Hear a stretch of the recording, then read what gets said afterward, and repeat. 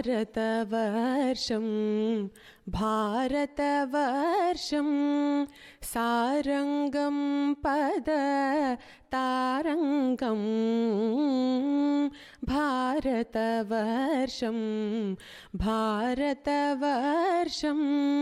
పదరంగం పద చదరంగం వినువీధిగగసిన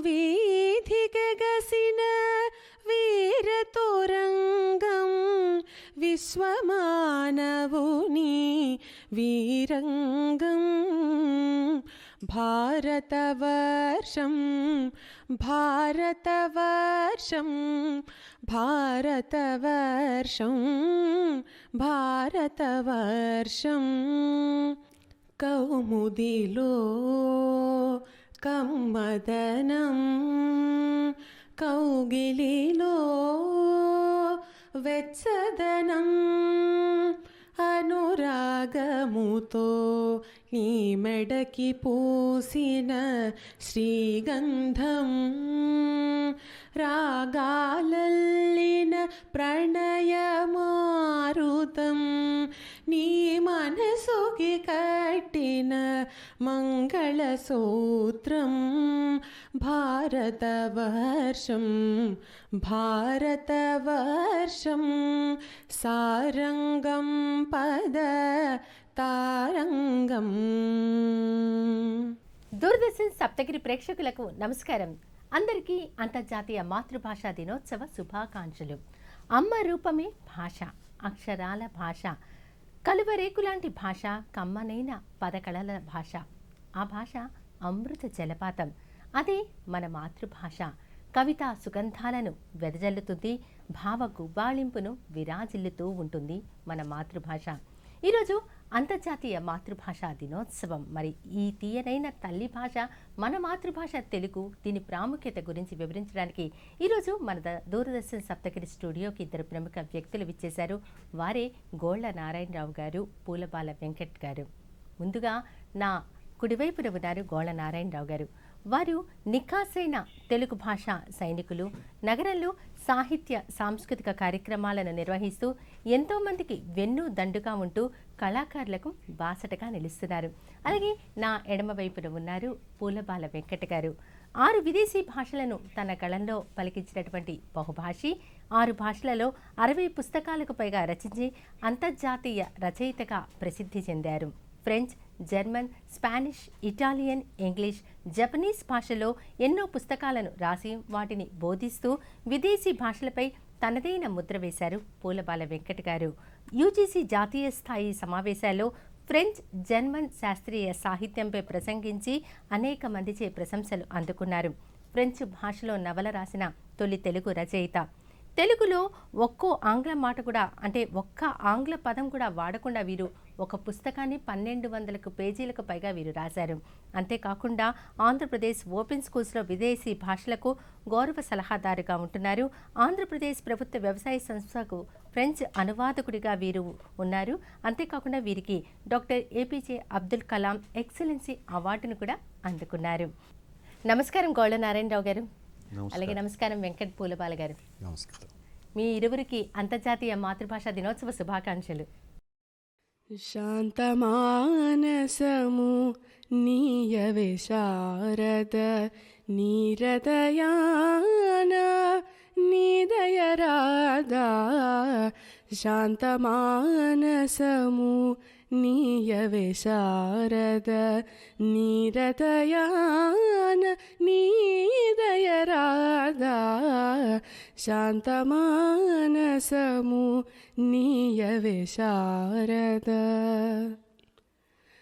కాలము వాలమై రణముకు పిలువా మిత్రుడు శత్రువై విషమును చిందించ. కాలము వాలమై రణముకు పిలువా మిత్రుడు శత్రువై విషమును చిందించ. హృదయము రగిలించ జగములు ఇగిలించ. హృదయము రగిలించ జగములు ఇగిలించ. హృదయము రగిలించ జగములు హిగిలించ హృదయము రగిలించ జగములు హిగిలించ శాంతమానసము నీయవే శారద నీరదయాన నీదయరాధా శాంతమానసము నీయవే శారద. గోళ్ళ నారాయణరావు గారు, భిన్న భాషల సంస్కృతి మన భారతదేశం. అలాగే ఏ రాష్ట్రానికి ఆ రాష్ట్రానికి ఒక మాతృభాష ఉంది. మన రాష్ట్రానికి చెందిన మన మాతృభాష తెలుగు. మాతృభాష ప్రాముఖ్యత గురించి ముందుగా మీ మాటల్లో. ముందుగా దూరదర్శన్ ప్రేక్షకులకు అంతర్జాతీయ మాతృభాషా దినోత్సవ శుభాకాంక్షలు. సహజంగా ఏ దేశంలో అయినప్పటికీ కూడా ఈ రోజున మనం చూస్తున్న దాని ప్రకారం మతాలకు సంబంధించిన పండుగలే ఎక్కువగా ఉంటున్నాయి. అయితే భాషకి సంస్కృతికి సంబంధించిన పండుగలు చాలా తక్కువ. అటువంటి పండుగల్లో మన దేశానికి సంబంధించినంత వరకు ఇండిపెండెన్స్ డే, రిపబ్లిక్ డే కాక ఈ అంతర్జాతీయ మాతృభాషా దినోత్సవం, అలాగే మనకి ప్రత్యేకంగా తెలుగు జాతికి తెలుగు భాషా దినోత్సవం, ఈ రెండూ కూడా చాలా విలువైనవిగా మేము భావిస్తాం.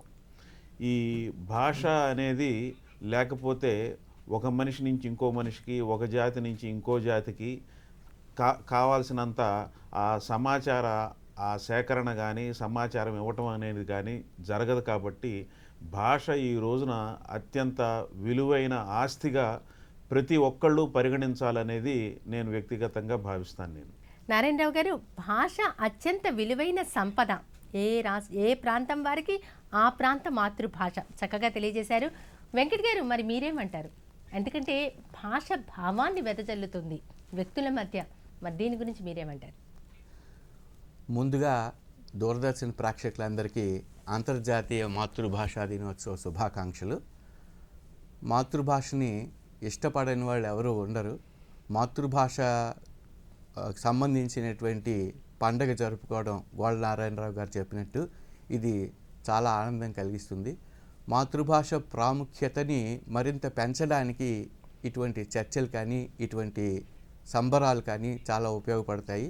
ఒక వారం రోజులుగా నేను చూస్తున్నాను అనేక కళాశాలల్లో ఇవి జరుపుకుంటున్నారు. ఇది చాలా శుభ పరిణామం.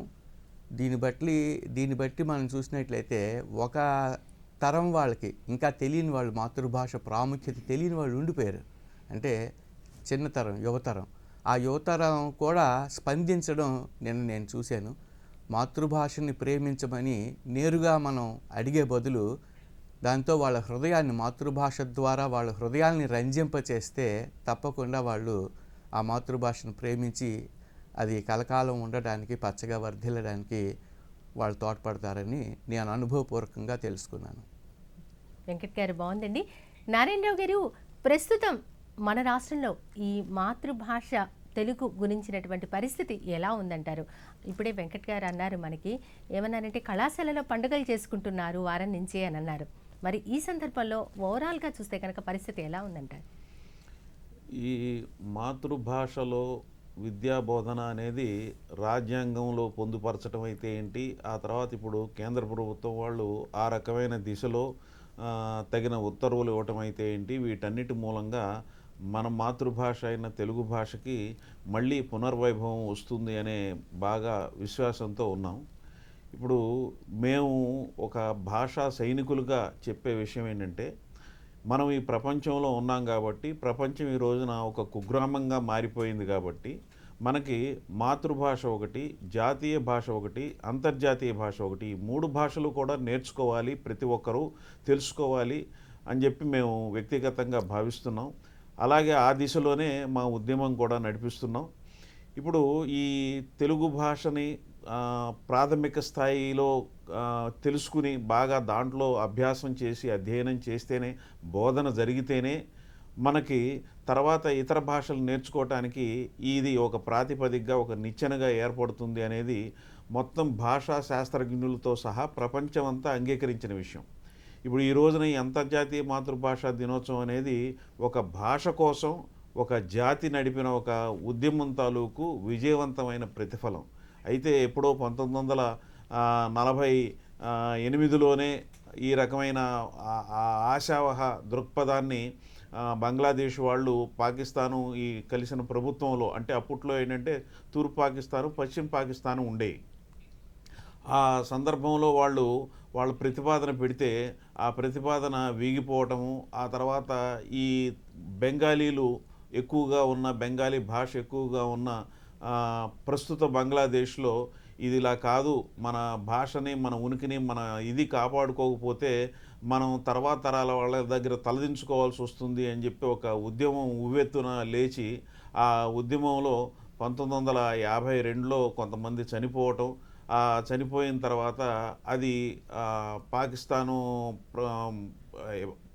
ప్రస్తుత పాకిస్తాన్ ప్రభుత్వంలో వాళ్ళు అది తలదించుకుని, అలాగే ఆ ఉద్యమానికి తల వంచి వాళ్ళు ఈ బెంగాల్ను కూడా ఉర్దూతో పాటు ఒక రాష్ట్ర భాషగా అంగీకరించడం, ఇదంతా 1954లోనే జరిగినప్పటికీ అది ఒక పూర్తి స్థాయి రూపాన్ని మాత్రం ఏంటంటే 1971లో ఈ తూర్పు పాకిస్తాన్ విడిపోయి బంగ్లాదేశ్గా ఏర్పడినప్పుడు మాత్రమే జరిగింది. అంటే అసలు మనకి మాతృభాష అనేది చాలా అవసరము అనేది కొన్ని వందల వేల సంవత్సరాలుగా మనకు తెలుసు. అయితే దాన్ని ఈ మన సంస్కృతిని ఇంకొక సంస్కృతితో ఏ రకంగా మిళితం చేసి ఒక మంచి సంస్కృతి ఏర్పరచుకోవాలి, ఒక మంచి భాషను ఏర్పరచుకోవాలి అనే ఆలోచన లేని చాలామంది ఈ రకంగా అణిచివేతకి వాళ్ళు ప్రయత్నించడము, ఆ అణిచివేతను ఏంటంటే విజయవంతంగా ఈ కొంతమంది ముఖ్యంగా ప్రస్తుత బంగ్లాదేశీయులు దాంట్లో సఫలం కావటం, ఇదంతా జరిగినప్పటికీ కూడా 1971లో కానీ ఈ బంగ్లాదేశ్లో ప్రభుత్వం రాష్ట్ర భాషగా అది అంగీకరింపజేసుకోవడం జరిగింది. అదయిన తర్వాత 1999లో కానీ మన యుఎన్ఓ వాళ్ళు ఈ ఎట్లాగూ ఈ అంతర్జాతీయ మాతృభాష దినోత్సవం అనేది ఏర్పరచాలి, లేకపోతే తర్వాత తరాలకి ఎవరి జాతి యొక్క సంస్కృతి, ఎవరి జాతి యొక్క భాష అందదు అని చెప్పి ఒక సత్సంకల్పంతో వాళ్ళు ఒక నిర్ణయం తీసుకున్న తర్వాత 2000 సంవత్సరం నుంచి అంతర్జాతీయ మాతృభాష దినోత్సవం అనేది మనం జరుపుకోవటం జరుగుతుంది. ఇది ఈ సంవత్సరం ఈ అంతర్జాతీయ మాతృభాష దినోత్సవానికి రజతోత్సవ సంవత్సరం అని చెప్పి ఈ సందర్భంగా మనం గుర్తించి చాలా సంతోషించాల్సిన విషయం. మనకి ఈ అంతర్జాతీయ మాతృభాషా దినోత్సవం అని అంటే ప్రపంచం మొత్తం జరుపుకుంటారు. తెలుగు మాతృభాషా దినోత్సవం అంటే మన తెలుగు జాతి మాత్రమే ప్రపంచంలో ఉన్న అందరూ కూడా జరుపుకుంటారు. ఈ సందర్భంగా ఒక మంచి విషయాన్ని మీతో పంచుకోగలిగినందుకు నేను సంతోషపడుతున్నాను. చాలా చక్కగా వివరించారండి. రజతోత్సవ అంతర్జాతీయ మాతృభాషా దినోత్సవ వేడుకలు జరుగుతున్నటువంటి ఈ తరుణం, దాని గురించి వివరించారు నారాయణరావు గారు. వెంకట్ గారు ఇప్పుడు ఒక విషయాన్ని మనకి చెప్పారు నారాయణరావు గారు. ఏంటి అంటే కనుక ఒక సంస్కృతి, ఏ ప్రాంతపు సంస్కృతి అభివృద్ధి చెందాలి అంటే కనుక ఆ ప్రాంతపు మాతృభాష కూడా అంతే స్థాయిలో ఉండాలి అని అంటారు. దీని గురించి మీరేమంటారు? తప్పకుండా అండి, ఇది ముమ్మాటికి నిజం. భాషని సంస్కృతిని వేరుగా మనం చూడలేము. మన సంస్కృతి కావచ్చు, మన సంప్రదాయాలు కావచ్చు, ఆ జాతీయాల రూపంలో మాట్లాడుతున్నప్పుడు కూడా అందులో కలిపి కట్టబడి ఉంటాయి, పొట్లం కట్టబడి ఉంటాయి. అది అంచేతనని దాన్ని వేరు చేయలేము. ఎప్పుడైతే వీటిని వేరు చేసేస్తున్నామో అంటే ఇందాక మన మాతృభాషను పరిరక్షించుకోవాలి అనుకున్నాము. ఇది తప్పనిసరిగా ఈ కాలంలో ఈ అవసరం చాలా ఎక్కువ ఉందండి. ఎప్పటి నుంచో మనం గమనించినట్లయితే వివిధ దేశాల మధ్యన యుద్ధాలు ఎలా జరుగుతూ ఉంటాయో, ఆర్థిక వేరే ఇతర అవసరాల గురించి యుద్ధాలు ఎలా జరుగుతూ ఉంటాయో, ఆ యుద్ధాల్లో అనేక స్ట్రాటజీస్ ఎలా ఉంటాయో, అలాగే భాష సంస్కృతిని నాశనం చేయడం కూడా ఒక స్ట్రాటజీగా ఉంటుందండి. ఒక చిన్న ఉదాహరణ చెప్పాలంటే 1910 నుంచి 1945 వరకు జపాన్ కొరియాని పరిపాలించింది. అత్యంత కిరాతకంగా జపాను కొరియాలో ఉండేటువంటి సాంస్కృతిక కేంద్రాలను కావచ్చు, వాళ్ళ భాషను కావచ్చు, వాళ్ళ ప్రార్థనా స్థలాలను కావచ్చు అన్నీ తీసేసి మనుషులకు కూడా వాళ్ళ పేర్లు పెట్టుకునేటువంటి స్వేచ్ఛ కూడా ఇవ్వలేదు. 1945లో వాళ్ళకి కూడా మనలాగే స్వాతంత్రం ఆగస్టు 15నే వచ్చింది. కాకపోతే వాళ్ళకి 45లో వచ్చింది, మనకి 47లో వచ్చింది. ఆ తర్వాత కొరియన్స్ వాళ్ళ భాష కోసం ఎంత తాపత్రయపడ్డారో మనం తెలుసుకుంటే తప్పనిసరిగా మనం ఏం చేయాలో మనకి బోధపడుతుంది. ఎందుకంటే మనం కూడా అలాంటి దాడికి గురైన వాళ్ళమే. ఎవరి భాషను వాళ్ళు కాపాడుకోవాలి. ఈ భాషని ఆక్రమించి ఆ పేర్లు కూడా మార్చేసి వేరే ఆధ్యాత్మికత కూడా భాషలోని ఒక భాగమేనండి. ఆధ్యాత్మికతను కూడా మార్చేస్తూ ఉంటారు. ఆ ధార్మికత పోయిన తర్వాత ఒక చిన్న ఉదాహరణ చెప్పాలంటే, ఇప్పుడు నేను వేరొక వాదిని అనుకోండి, ఈ ధర్మం నాకు నచ్చలేదు కాబట్టి నేను ఇంకో వాదన మొదలు పెడతాను. ఆది శంకరాచార్యుడు రాసినటువంటివి ఎన్నో గొప్ప ఉన్నాయి. ఆయన ఆదిగురువు జగద్గురువు అని అంటారు. ఆయన చాలా ఎంతో గొప్ప జగద్గురువు అయినప్పటికీ మరి నేను చదువుతానా? చదవను. అంటే ఆ భాష నాకు అక్కర్లేదు, ఆ వేదాంత ధోరణి నాకు అక్కర్లేదు. కాబట్టి అన్నీ కూడా ఇవన్నీ ఒకదానికోటి అంతర్గతంగా కలిసే ఉంటాయి. భాషను సంరక్షించుకోవాలంటే సంస్కృతిని కూడా సంరక్షించుకోవాలి. వీటి మీద దాడులు నిత్యము జరుగుతూ ఉంటాయి. కాబట్టి ప్రజలు అప్రమత్తంగా ఉండి తమ భాషను తాము అభివృద్ధి పరుచుకోవాలి. భాషతో పాటు మన సంస్కృతిని పరిరక్షించుకోవాలి. కానీ నారాయణరావు గారు, మాతృభాష కనుమరుగవుతోంది, క్షీణిస్తోంది, అంతేకాకుండా ఎందుకు ఇలా జరుగుతోంది, మమకారం కూడా తగ్గిపోతోంది మాతృభాష పట్ల అనే మాట ఈ మధ్యకాలంలో వింటున్నాం. మీరేమంటారు? అందుకు కొన్ని ఉదాహరణలు కనపడుతున్నాయండి. ఏంటంటే ఇప్పటి వరకు ప్రపంచంలో భాషలు కనుమరుగైపోవటం అని అంటే అది మొట్టమొదట లిపి లేని భాషలు కనుమరుగైపోతాయి. ఆ తర్వాత లిపి ఉన్న భాష కూడా లిపి గనక వాడకపోతే కనుమరుగవుతుంది.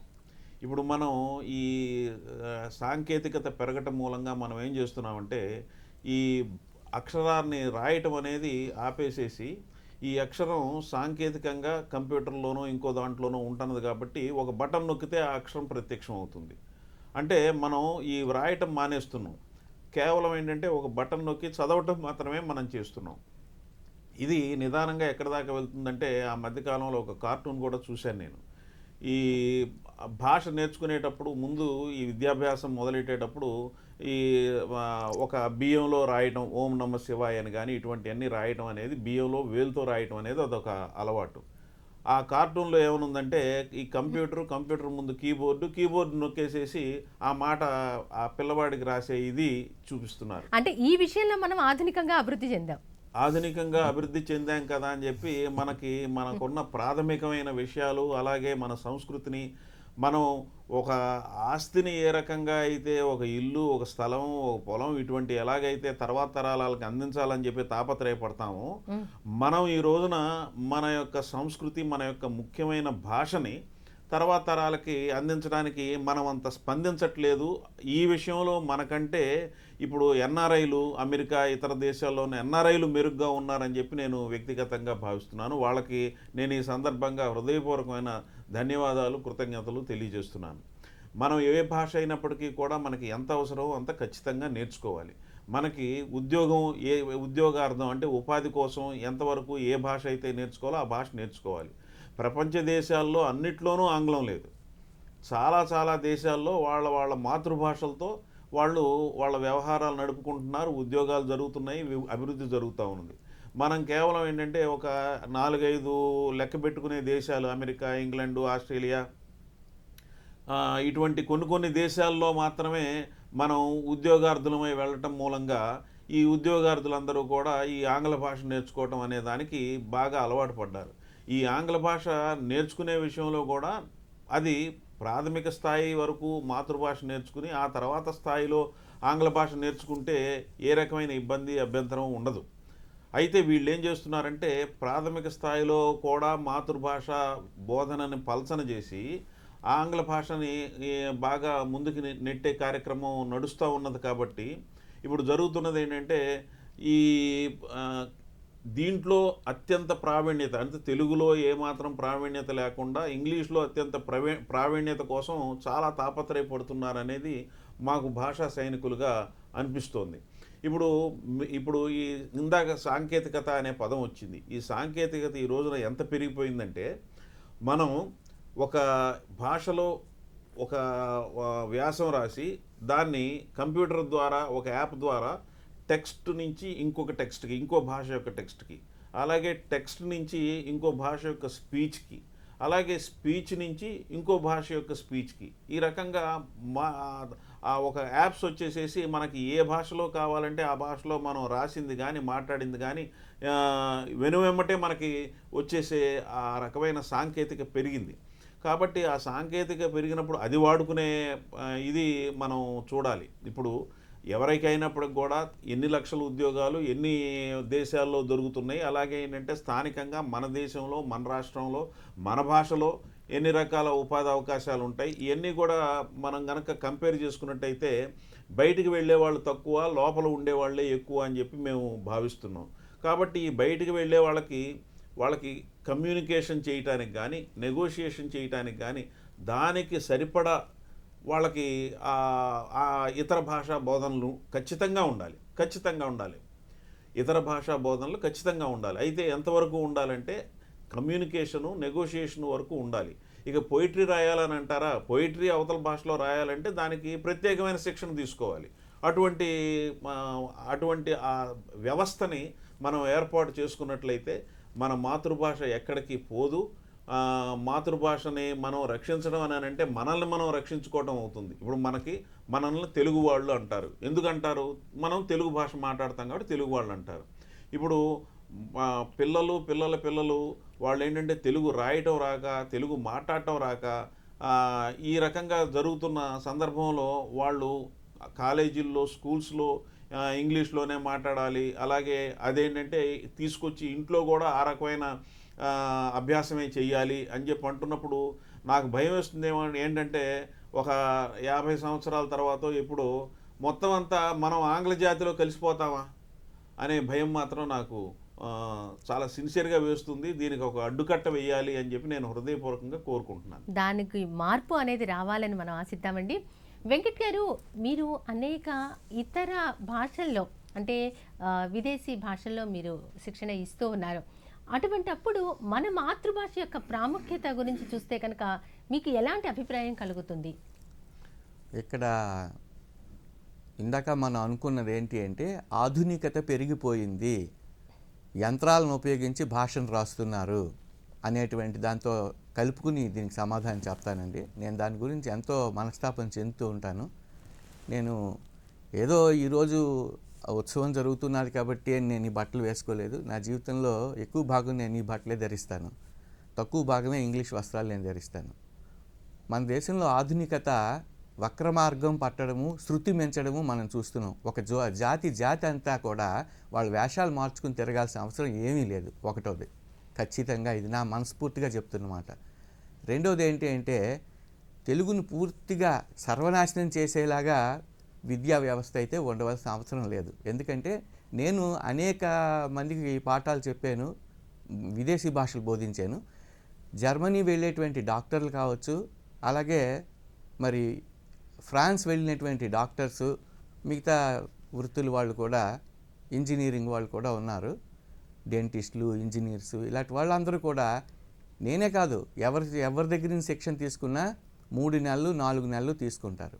పూర్తిగా మన జీవితాన్ని దానికి పూర్తిగా అంకితం చేసేసి దానిలోనే ఉండిపోయి అదే వేషం వేసుకుని మన కల్చర్ నాశనం అయిపోయేలాగా, ఇందాక నారాయణరావు గారు చెప్తున్నట్టుగా ఇంటికి వెళ్ళి కూడా అదే అభ్యాసం చేసి అమ్మ అని పిలవలేక పేర్లు కూడా మార్చుకుని, ఇవి చూడడానికి చాలా వికృతంగా ఉంటాయండి.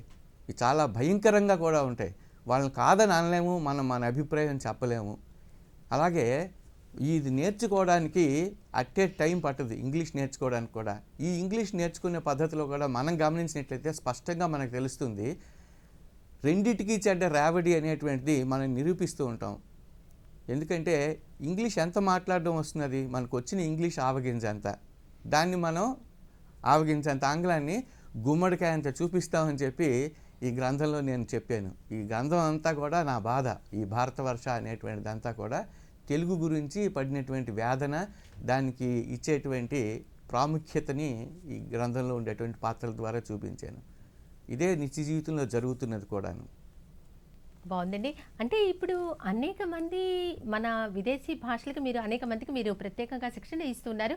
వారు మన మాతృభాషలో మాట్లాడటానికి ప్రయత్నం చేస్తున్నారా? నేర్పించారా మీరు మన మాతృభాష గురించి? అలా నేర్చుకున్న వాళ్ళు, మాతృభాషని ముచ్చటపడి వచ్చి నేర్చుకున్న వాళ్ళలో ఫ్రాన్స్ నుంచి ఒక అమ్మాయి ఉందండి. ఆ అమ్మాయికి నేను ఆముక్త మాల్యద అని పేరు కూడా పెట్టాను, పేరు పెట్టమనంటే. అట్లాగా చాలామంది, స్టిఫాన్ బెండర్ అనేటువంటి ఒక జర్మనీ దేశస్థుడు, ఆయన కూడా వచ్చారు. ఇక్కడికి వచ్చి మన స్థానిక హోటల్లోనే ఉండి ఒక 18 రోజులు ఇక్కడ ఉన్నారు తెలుగులో ఆయన మాట్లాడడం కూడా జరుగుతున్నది. అలాగే ప్రస్తుతం ఒక ఫ్రెంచ్ అనువాదకుడు మరాఠీ ఆయన తెలుగుని ఇష్టపడి కేవలం ఈ గ్రంథం చదివిన తర్వాత, అంటే చదవలేరు ఆయన, నేను ఇందులోటువంటి పద్యాలు అవి చెప్తుంటే ఆయన ఆనందపడి సంస్కృతం అన్నీ రాశాను ఇందులోని. ఆ సంస్కృత భాషలో ఉండేటువంటి విని సంస్కృతం వాళ్ళకి కొంచెం తెలుస్తుంది కదా, మరాఠీకి కూడా కలుస్తుంది బాగాను. అది నేర్చుకోవాలని ఆయన వచ్చారు. ఈ రకంగా నేను రాసేటువంటి పుస్తకాల్లో కూడా ఇలా వ్యక్తులకి నేర్పడమే కాకుండా వాళ్ళు ఇష్టపడి నేర్చుకున్నది ఒకటి, వాళ్ళకి అవసరమై నేర్చుకున్నది ఒకటి. అవసరం ఎలా జరిగింది అంటే ఇప్పుడు జర్మన్ భాష బోధించేటప్పుడు కానీ, లేదా మరొకటి ఫ్రెంచ్ కానీ, జపనీస్ అయితే మరింత అవసరం ఉంటుంది. తెలుగు అవసరం ఉంది. తెలుగు లేకుండా విదేశీ భాషలు నేర్పడం అనేటువంటిది వాళ్ళకి అన్యాయం చేసినట్టే, మనస్ఫూర్తిగా చెప్తున్నాను. తెలుగులాగే ప్రపంచంలో ఉండేటువంటి అనేక భాషలు ఉంటాయి, ముమ్మూర్తులా పోలినటువంటి భాషలు అనేకం ఉన్నాయి. ఇంగ్లీష్తో ఏమాత్రమూ కలవు. అసలు ఇటువంటి భావనలే ఉండవండి, ఇంగ్లీష్ లాగా ఉండదు. ఇప్పుడు మీ అనేటువంటి మాటనికి నాకు నన్ను అనేటువంటి 2 మాటలు మనం చెప్తాం. నన్ను చూడు, అలాగే నాకు చెప్పు, ఈ రకంగా ఉంటాయి. నన్ను పిలువు, అతడిని అతడికి. ఇంగ్లీష్ వాళ్ళు ఓన్లీ హిమ్ అని మాత్రమే చెప్తారు దాన్ని. అలా చెప్తూ ఉన్నప్పుడు రెండో పదం ఉండదు, దానికి రూల్స్ చెప్పేస్తారే తప్ప ఇంగ్లీష్లో సరైనటువంటి పదాన్ని సమకూర్చగలిగేటువంటి శక్తి తెలుగుకు మాత్రమే ఉంది. అలాగే కేసెస్ అని చెప్తారు, నాన్నని, ఈ రకంగా ఉండేటువంటివన్నీ అకుజాటివని, డాటివని, గెనిటివని కేసులు చెప్తున్నప్పుడు ఇంగ్లీష్లో చెప్తే వాటికి సరైనటువంటి ఆధారం ఉండదండి. దానికి అందుకని వాళ్ళు ఏం చేస్తారంటే ఈ వెర్బులన్నీ దీనికి సంబంధించినవి, ఈ వెర్బులు దీనికి సంబంధించి, ఈ కేసుకి సంబంధించిన కంఠస్థాలు పెట్టుకోమంటారు. వాళ్ళు ఎంత కంటికి కడివడి ఏడుస్తూ ఉంటారండి, అది అర్థం అవ్వక. జర్మన్లో కేసులు అర్థం అవ్వనటువంటి వాళ్ళు ఇంగ్లీష్లో నేర్చుకున్న వాళ్ళు ఉంటారు ఎక్కువ మంది. 2-3 ఏళ్ళు అయిపోతున్నా సరే ఇంగ్లీష్లో అదేంటో చెప్పడం అవ్వదండి, వాడికి రాదు. B1 B2 కూడా అయిపోతాయి. ఇవి నేను వివరంగా చెప్తాను. తెలుగు వస్తే మాత్రం ఇంగ్లీష్ జోలికి వెళ్ళకండి, మీరు తెలుగులో నేర్చుకోండి, మీకు ఓషలు ఎందుకు, తిన్నగా మీ మాతృభాష ఉందో అందులో నేర్చుకోండి అంటే వాళ్ళు కూడా చాలా ఆనందపడి ఈ మాతృభాష ఎంత ఉపయోగపడుతున్నదని దాని కృతజ్ఞతాపూర్వకంగా కూడా ఉంటున్నారు. ఇలా చెప్పగలిగితే మనం ఇంకొక విషయం కూడా ఉంది, ఎవరైనా ఒక భాషని గమనించి అది ఒక జాతికి వాళ్ళ అనుభవాన్ని ఒక పదంలోనో ఒక వాక్యంలోనో చెప్తే అది గుర్తుంటుంది.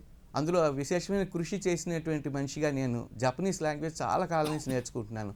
ఆ స్క్రిప్ట్తో ఈ మధ్య కాలంలోనే పట్టు సాధించి దాని మీద చిన్న కథల పుస్తకము, ఒక భాష నేర్చుకోవడానికి ఒక పుస్తకం రాశాను. అది ప్రస్తుతం SRM విద్యార్థులకి, యూనివర్సిటీ విద్యార్థులకి నేను బోధిస్తున్నాను. వాళ్ళు కూడా ఈ భాషను నేర్చుకోవడానికి, అంటే తెలుగు భాషను నేర్చుకున్న తద్వారా, అందరూ తెలుగు వాళ్ళే కాదు ఇక్కడ ఉన్నవాళ్ళు, వేరే రాష్ట్రాల నుంచి వచ్చిన వాళ్ళు కూడా తెలుగు ఇంత బాగుంది, తెలుగు వాళ్ళకి మాట్లాడడం వచ్చు కాబట్టి వాళ్ళు తెలుగుని మరింతగా నేర్చుకోవడానికి ప్రయత్నం చేస్తున్నారు. అంటే వాళ్ళు చాలా బాగా ఇష్టపడుతున్నారు. ఇంకొక విషయం ఏంటంటే, ఎప్పుడో ఒకనాడు నికోలా కాంతి అనేటువంటి ఆయన గమనించి ఒక మాట చెప్తాడు. ఏం చెప్తాడంటే, తెలుగుని ఇటాలియన్ ఆఫ్ ద ఈస్ట్ అని చెప్పాడు. ఇటాలియన్ అనేటువంటిది తూర్పు దేశం కాదు కాబట్టి తూర్పు దేశంలో ఇటలీ లాంటి భాష ఉంది అని చెప్పడమే ఆయన ఉద్దేశం. అయితే అక్కడ వావల్స్ మాత్రం కలుస్తాయి. అంటే అచ్చులు, తెలుగు భాషలోని ప్రతి భాష అచ్చుతో అంతం అవుతుంది, అజంత భాష అంటారు. అలాగే ఇటాలియన్ భాష కూడా అలాగే ఉంటుంది. ఆరే, ఈరే, ఏరే అనేటువంటి వాటితో ఇవి అంతం అవుతాయి. ఆ ఒక్క సారూప్యతే ఉంది. కానీ జపనీస్ భాషను తీసుకున్నట్లయితే సోల్మేట్ అని చెప్పచ్చు. అంటే ఐడెంటికల్ ట్విన్స్, ఒకేలా ఉండేటువంటి కవలలు. తెలుగు జపనీస్ని ఎంత మాత్రం మనం విడదీయలేం, ఒక దాంట్లోకి ఒకటి అమిరిపోతాయి అంత చక్కగాను. తెలుగు ద్వారా విదేశీ భాషలు నేర్చుకునే వారికి చాలా ఉపయోగంగా ఉంటుంది. అంటే ఒక అవినాభావ సంబంధం ఉంటుంది, తెలుగు భాషతో పాటు విదేశీ భాషలకి ఒక అవినాభావ సంబంధం ఉంటుంది. నారాయణరావు గారు, ఇప్పుడు మనము విదేశీ భాష నేర్చుకోవాలి అంటే కనుక మాతృభాషపై పట్టు ఉంటే కనుక విదేశీ భాషలను చాలా సులువుగా నేర్చుకోవచ్చు అని అంటారు. దీని గురించి మీరేమంటారు? ఈ సందర్భంగా నేను కృతజ్ఞతలు చెప్పుకోవాల్సింది, నాకు తెలుగు భాష పట్ల రుచి, అభిరుచి రెండూ కల్పించిన యార్లగడ్డ లక్ష్మీప్రసాద్ గారికి, మండల బుద్ధప్రసాద్ గారికి. వారు కల్పించిన ఆ అవకాశాలని మేము ఒక ఉద్యమంగా తీసుకెళ్ళటానికి చాలా ప్రయత్నం చేస్తున్నాం. ఈ సందర్భంగా నేను ఇటువంటి చర్చలు ఎప్పుడు జరిగినప్పటికి కూడా నేను ఏమంటూ ఉంటానంటే, ఈ తెలుగు భాషలో కూడా తెలుగు భాషకి అంటే ఉదాహరణకి ఈ ఎంసెట్ ఇటువంటి వృత్తి విద్యా కోర్సులకి ఎంట్రన్స్లు ఉంటాయి. అలాగే ఉద్యోగాలప్పుడు కూడా ఎగ్జామ్స్ ఉంటాయి. అటువంటి వాటిలో ఈ botany, zoology, chemistry, physics, maths ఇటువంటి వాటికి మాత్రమే మార్కులు వెయిటేజీ ఇచ్చేయటం కాకుండా మాతృభాష అయిన తెలుగుకు కూడా వెయిటేజీ ఇస్తాము అని చెప్పి కనుక అన్నట్లయితే మొత్తం ఈ మన రాష్ట్రంలో కానీ ఎక్కడైనా కానీ ఉన్న అన్ని స్కూళ్ళు, అన్ని కాలేజీలు తెలుగు భాష మీద కూడా అటువంటి అటువంటి తెలుగు భాష మీద కూడా ఎక్కువ కాన్సన్ట్రేషన్ చేసి తెలుగు భాషను కూడా నేర్పిస్తారు అని చెప్పి మా అభిప్రాయం. ఈ సందర్భంగా ఈ దూరదర్శన్ ప్రేక్షకులందరికీ కూడా ఆ విషయం తెలియజేయాలి. వాళ్ళందరూ కూడా ఇటువంటి భావనను వ్యక్తీకరించి మన ప్రభుత్వాలను ఒప్పించాలి ఈ సందర్భంగా అని కూడా నేను హృదయపూర్వకంగా కోరుకుంటున్నాను. బాగుందండి. వెంకట్ గారు, అంతరించిపోతున్న భాషల్లో మన మాతృభాష కూడా చేరింది అంటే తెలుగు భాష కూడా ఉంది అని అంటున్నారు. అలాగే ప్రపంచంలో ఎక్కువ మంది నేర్చుకునే భాషల్లో తెలుగు భాష కూడా ఉంది అంటున్నారు. అసలు ఏంటంటారు? అంటే ఈ రెండు పరస్పర విరుద్ధంగా కనిపిస్తున్నాయి. ప్రతి భాష అభివృద్ధి చెందుతూ ఉంటుంది.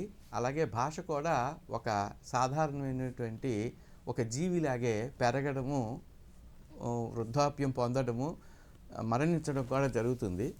అది ఆ ప్రజలు అక్కడి నుంచి వదిలేసి వెళ్ళిపోవడం వలన స్వాభావికంగా జరిగింది కొన్ని ఉన్నాయండి. ప్రపంచంలో దీని మీద ఒక రేడియో ఇది ఇవ్వటం జరిగింది. నేను 7,000 భాషలు ఉన్నాయండి. ఆ 7,000 భాషల్లోని కూడా అనేక భాషలు ప్రతి సంవత్సరం కూడా అంతరించిపోతూ ఉంటాయి. ఇందాక చెప్పినట్టుగా భాషల మీద దాడి కూడా జరుగుతూ ఉంటుంది. ఆ దాడి జరుగుతున్నప్పుడు ఆ భాషని ఎవరో ఒకరు నిలబెట్టడానికి ఒక గ్రంథమో, ఒక మనిషో, ఒక సాంస్కృతిక సంస్థ ఉండాలండి. ఉండి పిల్లలకి అంత చదువుకునేటువంటి ఓర్పు, ఓపిక ఉండదు. కాబట్టి ఆ మాతృభాషని ప్రోధి చేయడానికి, దాన్ని ముందుకు తీసుకువెళ్ళడానికి తప్పకుండా భాషా సైనికుల అవసరం ఉంది. మన భాష పెరుగుతున్నది. నిజంగా చెప్పాలంటే ఇంకో మూడో రకమైనటువంటి మీరు పరిస్థితి చూస్తే చాలా హృదయ విదారకంగా ఉంటుంది. భాషల్ని చంపి గ్రీకు, లాటిన్ భాషలు చాలా గొప్పగా ఉండేటువంటివి. ఈ భాషలు చూసుకున్నట్లయితే స్పానిష్ భాష 13వ శతాబ్దంలో వచ్చింది, ఇటాలియన్ భాష 14వ శతాబ్దంలో వచ్చింది, చైనీస్ భాష 5వ శతాబ్దంలో వచ్చింది, జపనీస్ భాష 9వ శతాబ్దంలో వచ్చింది, తెలుగు భాష 1వ శతాబ్దంలో వచ్చింది, ఇంగ్లీష్ భాష 450 అంటే 5వ శతాబ్దంలో దాదాపు వచ్చినటువంటి భాష. వాళ్ళు తుపాకులు పట్టుకొచ్చి దేశాన్ని ఏలటం వలన మన దేశం మీద వాళ్ళు దాడి చేయడమే కాకుండా మన భాషా స్థితిగతులు కూడా మారిపోయాయి. ఇప్పుడు చూసుకున్నట్లయితే ఈ భాష అంతరించిపోతుంది కదా. వాళ్ళ భాషని గ్రీకు, లాటిన్ ఎలా ఉన్నాయి? మెడులా ఆబ్లాంగేటా అంటారు, సెట్రం నాట్రనం అంటారు, అలాగే ఎలిబి అంటారు. ఇట్లాంటి అనేక ఏంటంటే వైద్యశాస్త్రం తీసుకున్నా, న్యాయశాస్త్రం తీసుకున్నా, అలాగే అడ్మినిస్ట్రేషన్లో తీసుకున్నా సరే ఈ మాటలే మనం నిత్యం మాట్లాడుతూ ఉంటాము. ఆ మాటలు అంటే ఏంటివి? మృత భాషలతో పాటుగా మనం నాన్ ఎక్స్టింట్ ఒకటిని, డెడ్ ఒకటి, రెండు చెప్తాము. అంటే చనిపోయినవి. నాన్ ఎక్స్టింట్ కాదు, గ్రీక్ అనేటువంటిది, లాటిన్ అనేటువంటిది ఎక్కడ మాట్లాడరు, కానీ ఇంగ్లీష్ వాళ్ళు ఉపయోగించుకుంటారు. అంటే చంపేసి ఒక కాలు పట్టా కింద వాడుకోవడం అనేటువంటిది ఇంగ్లీష్ వాళ్ళ ఎత్తుగడ. దీన్నే ఇంగ్లీష్ లాంగ్వేజ్లో ఏంటంటారంటే లింగ్విస్టిక్ ఇంపీరియలిజం అంటారు.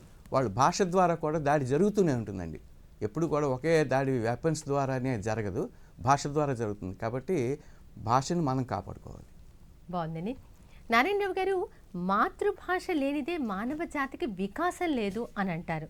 మరి ఈ రోజుల్లో చూస్తే కనుక ఇంట్లోనే మనము నలుగురు మనుషులు ఇళ్ళలో ఉన్నారనుకోండి, ఆ ఇంట్లోనే ఏం చేస్తారు అంటే లంచ్కి వస్తావా, ఫుడ్ రెడీ, ఇలాంటి ఇతర భాషా పదాలను పెట్టేసేసి మన మాతృభాషలో మాట్లాడటం అనేది క్రమక్రమంగా తగ్గిపోతుంది. మరి ఇటువంటి సమయంలో మన మాతృభాష వారు మాట్లాడకపోతే పరిరక్షించుకోవడం కష్టం. మనం పరిరక్షించుకోవాలి, ప్రయత్నం చేయాలి, మాతృభాషలోనే మాట్లాడాలి అంటున్న నేపథ్యంలో చిన్న చిన్న మాటల్లోనే మరి ఇతర భాషలో మాట్లాడేసి మాతృభాషపై పట్టు కోల్పోతున్నామేమో, మీరేమంటారు? ఒకనొక టైంలో గ్రాంధిక భాష మీద వ్యవహారిక భాష ఉద్యమం జరిగింది. అప్పుడు గ్రాంధిక భాష వాళ్ళు దాన్ని అవలంబించేవాళ్ళు, అది అభివృద్ధి చెందాలని కోరుకునే వాళ్ళు ఎంత బాధపడ్డారో, ఈ రోజున ఈ వ్యవహారిక భాష దీంట్లో ఈ ఇతర భాషల పదాలు ఎక్కువ చేరిపోయి మన భాష తగ్గిపోవటం మూలంగా కూడా మేము ఆ రకమైన బాధకి గురవుతున్నాము అని చెప్పి ఈ సందర్భంగా తెలియజేస్తున్నా. అయితే ఇప్పుడు ఇంగ్లీష్ భాష ఈ రోజున 26 అక్షరాలతో ఏ రకంగా అయితే ప్రారంభమయ్యి ఇతర భాషా పదాలను కలుపుకుని చాలా అభివృద్ధి చెందిందో, పద సంపద పెరిగిందో, అలాగే మన భాష, మన తెలుగు భాషలో కూడా ఆ రకంగా ఇతర భాషా పదాలు చేరి ఆ రకంగా భాషా సంపద పెంపొందింపబడటం అనేది అది నేనైతే ప్రాక్టికల్గా ఆహ్వానించదగిన పరిణామం అనే నేను భావిస్తున్నాను. ఇప్పుడు మనకి ఏదైతే బలవంతంగా రుద్దకుండా దానంతట అది మనకి చేరుతుందో, అలాగే మనం స్వచ్ఛందంగా దాన్ని అంగీకరిస్తామో, ఏదైతే సౌకర్యవంతంగా ఉంటుందో అటువంటి పదాలని మన భాషలో కలుపుకోవటంలో తప్పులేదు. మన భాష అనేది ముఖ్యంగాని ఆ భాషలో ఏ ఏ పదాలు వచ్చి చేరినాయి అని చెప్పి ఆందోళన పడితే ఆ రోజున గ్రాంధిక భాష, వ్యవహారిక భాష యొక్క ఉద్యమాల మధ్యలో తలెత్తిన ఆ స్ట్రగుల్ ఈ రోజున మనం అనుభవించాల్సి వస్తుంది. నేనైతే ఆ విషయంలో సానుకూల దృక్పథంతో ఉన్నానండి. ఇప్పుడు బస్సును బస్సు అనటంలో తప్పు లేదు, రైలు అనటంలో తప్పు లేదు. అయితే కొంతమంది ఏం చేస్తారంటే బలవంతంగా తర్జుమా చేసి రకరకాల పదాలు కనిపెట్టాము అని అనిపించుకోవటానికి తప్ప సౌకర్యవంతంగా ఉండదు.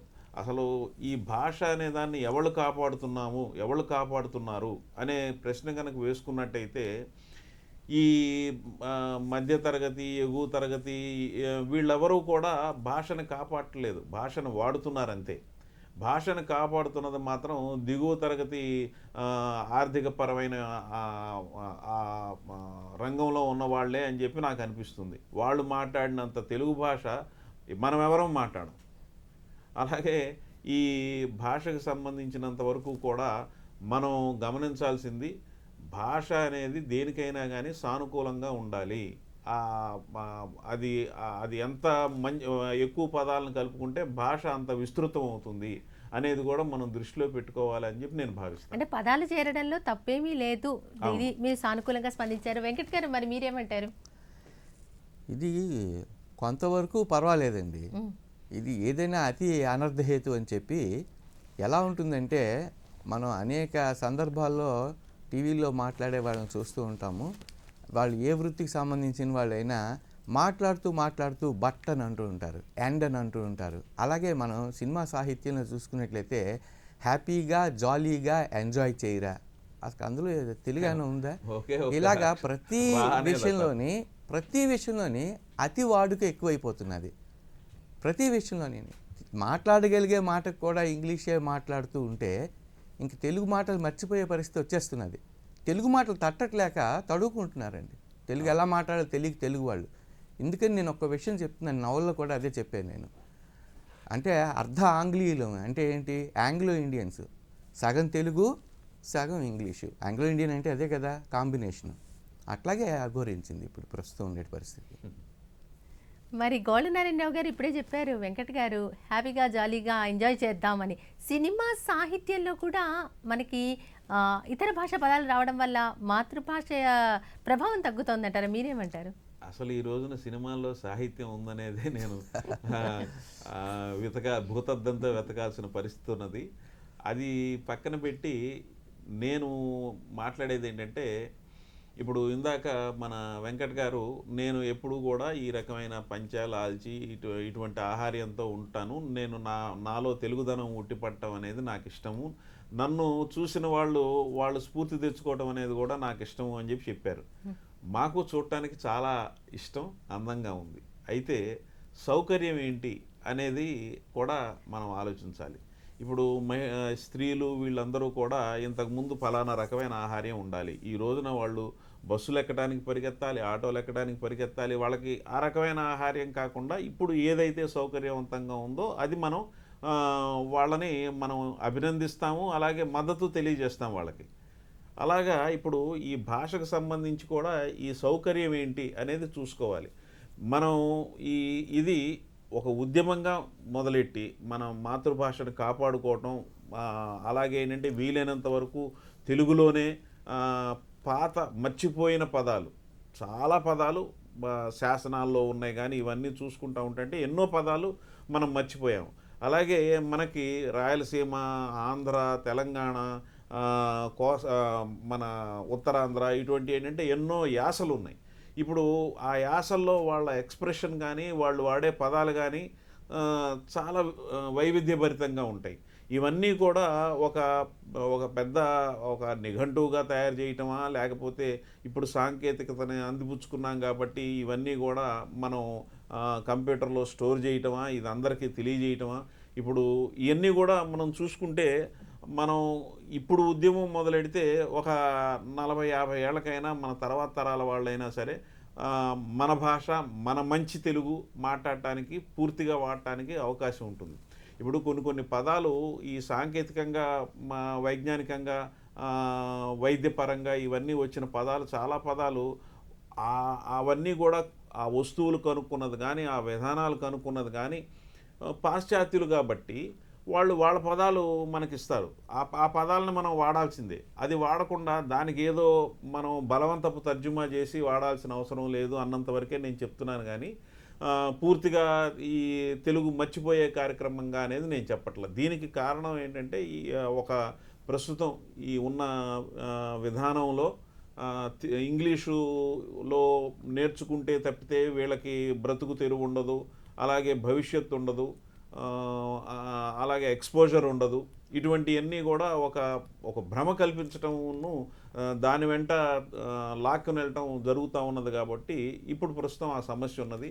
అయితే ఇందాక నేను చెప్పినట్టుగా రాజ్యాంగంలో పొందుపరచబడిన మాతృభాషలోనే విద్యా విధానం అనేది అది చాలా ఖచ్చితంగా అమలు జరపడానికి కేంద్ర ప్రభుత్వం కంకణం కట్టుకున్నది కాబట్టి, ఆ అవకాశం ఇచ్చింది కాబట్టి ఈ రోజున ఉన్న మన ప్రభుత్వం కూడా ఏం చేస్తోంది, ఈ టెక్స్ట్ బుక్ ప్రింట్ చేసినప్పుడు ఒకవైపు ఏంటంటే ఇంగ్లీషు, ఇంకోవైపు తెలుగు ప్రింట్ చేస్తున్నారు. అంటే ఈ ద్విభాషా విధానంలో మంచి జరుగుతున్నది అనేది ఇప్పుడు ప్రస్తుతం గుర్తించడం జరిగింది. కాబట్టి ఇదంతా కూడా ఇవాళ విత్తనాలు చల్లితే రేపటికల్లా ఫలాలు రావు కాబట్టి కొంత సమయం పడుతుంది. సమయం పడినా కానీ మంచి దిశలోనే నడుస్తుంది, నడవబోతుంది అనేది నమ్మకంతో ఉన్నాం మేము. చాలా చక్కటి విషయం మీరు తెలియజేశారు నారాయణరావు గారు. అంటే వీటికి సంబంధించినటువంటి ఒక నిఘంటువు అనేది వస్తే కనుక భావి తరాల వరకు మనం చక్కటి మన మాతృభాషలో ఉన్నటువంటి అద్భుతాన్ని అందించగలుగుతాం అన్నారు. మరి నారాయణరావు గారు ఆ మాట అన్నప్పుడు వెంకట్ గారు, మరి ఒక్కొక్క ప్రాంతానికి ఇప్పుడు చూడండి, మనకి ఉత్తరాంధ్రకు ఒక యాస ఉంటుంది, రాయలసీమకు ఒక యాస ఉంటుంది. ఈ యాసలను గుర్తించి వీటన్నిటిని పరిరక్షిస్తే కనుక మాతృభాష వైభవంగా ఉంటుంది అని అంటారా? మీరేమంటారు? తప్పకుండా ఉంటుందండి.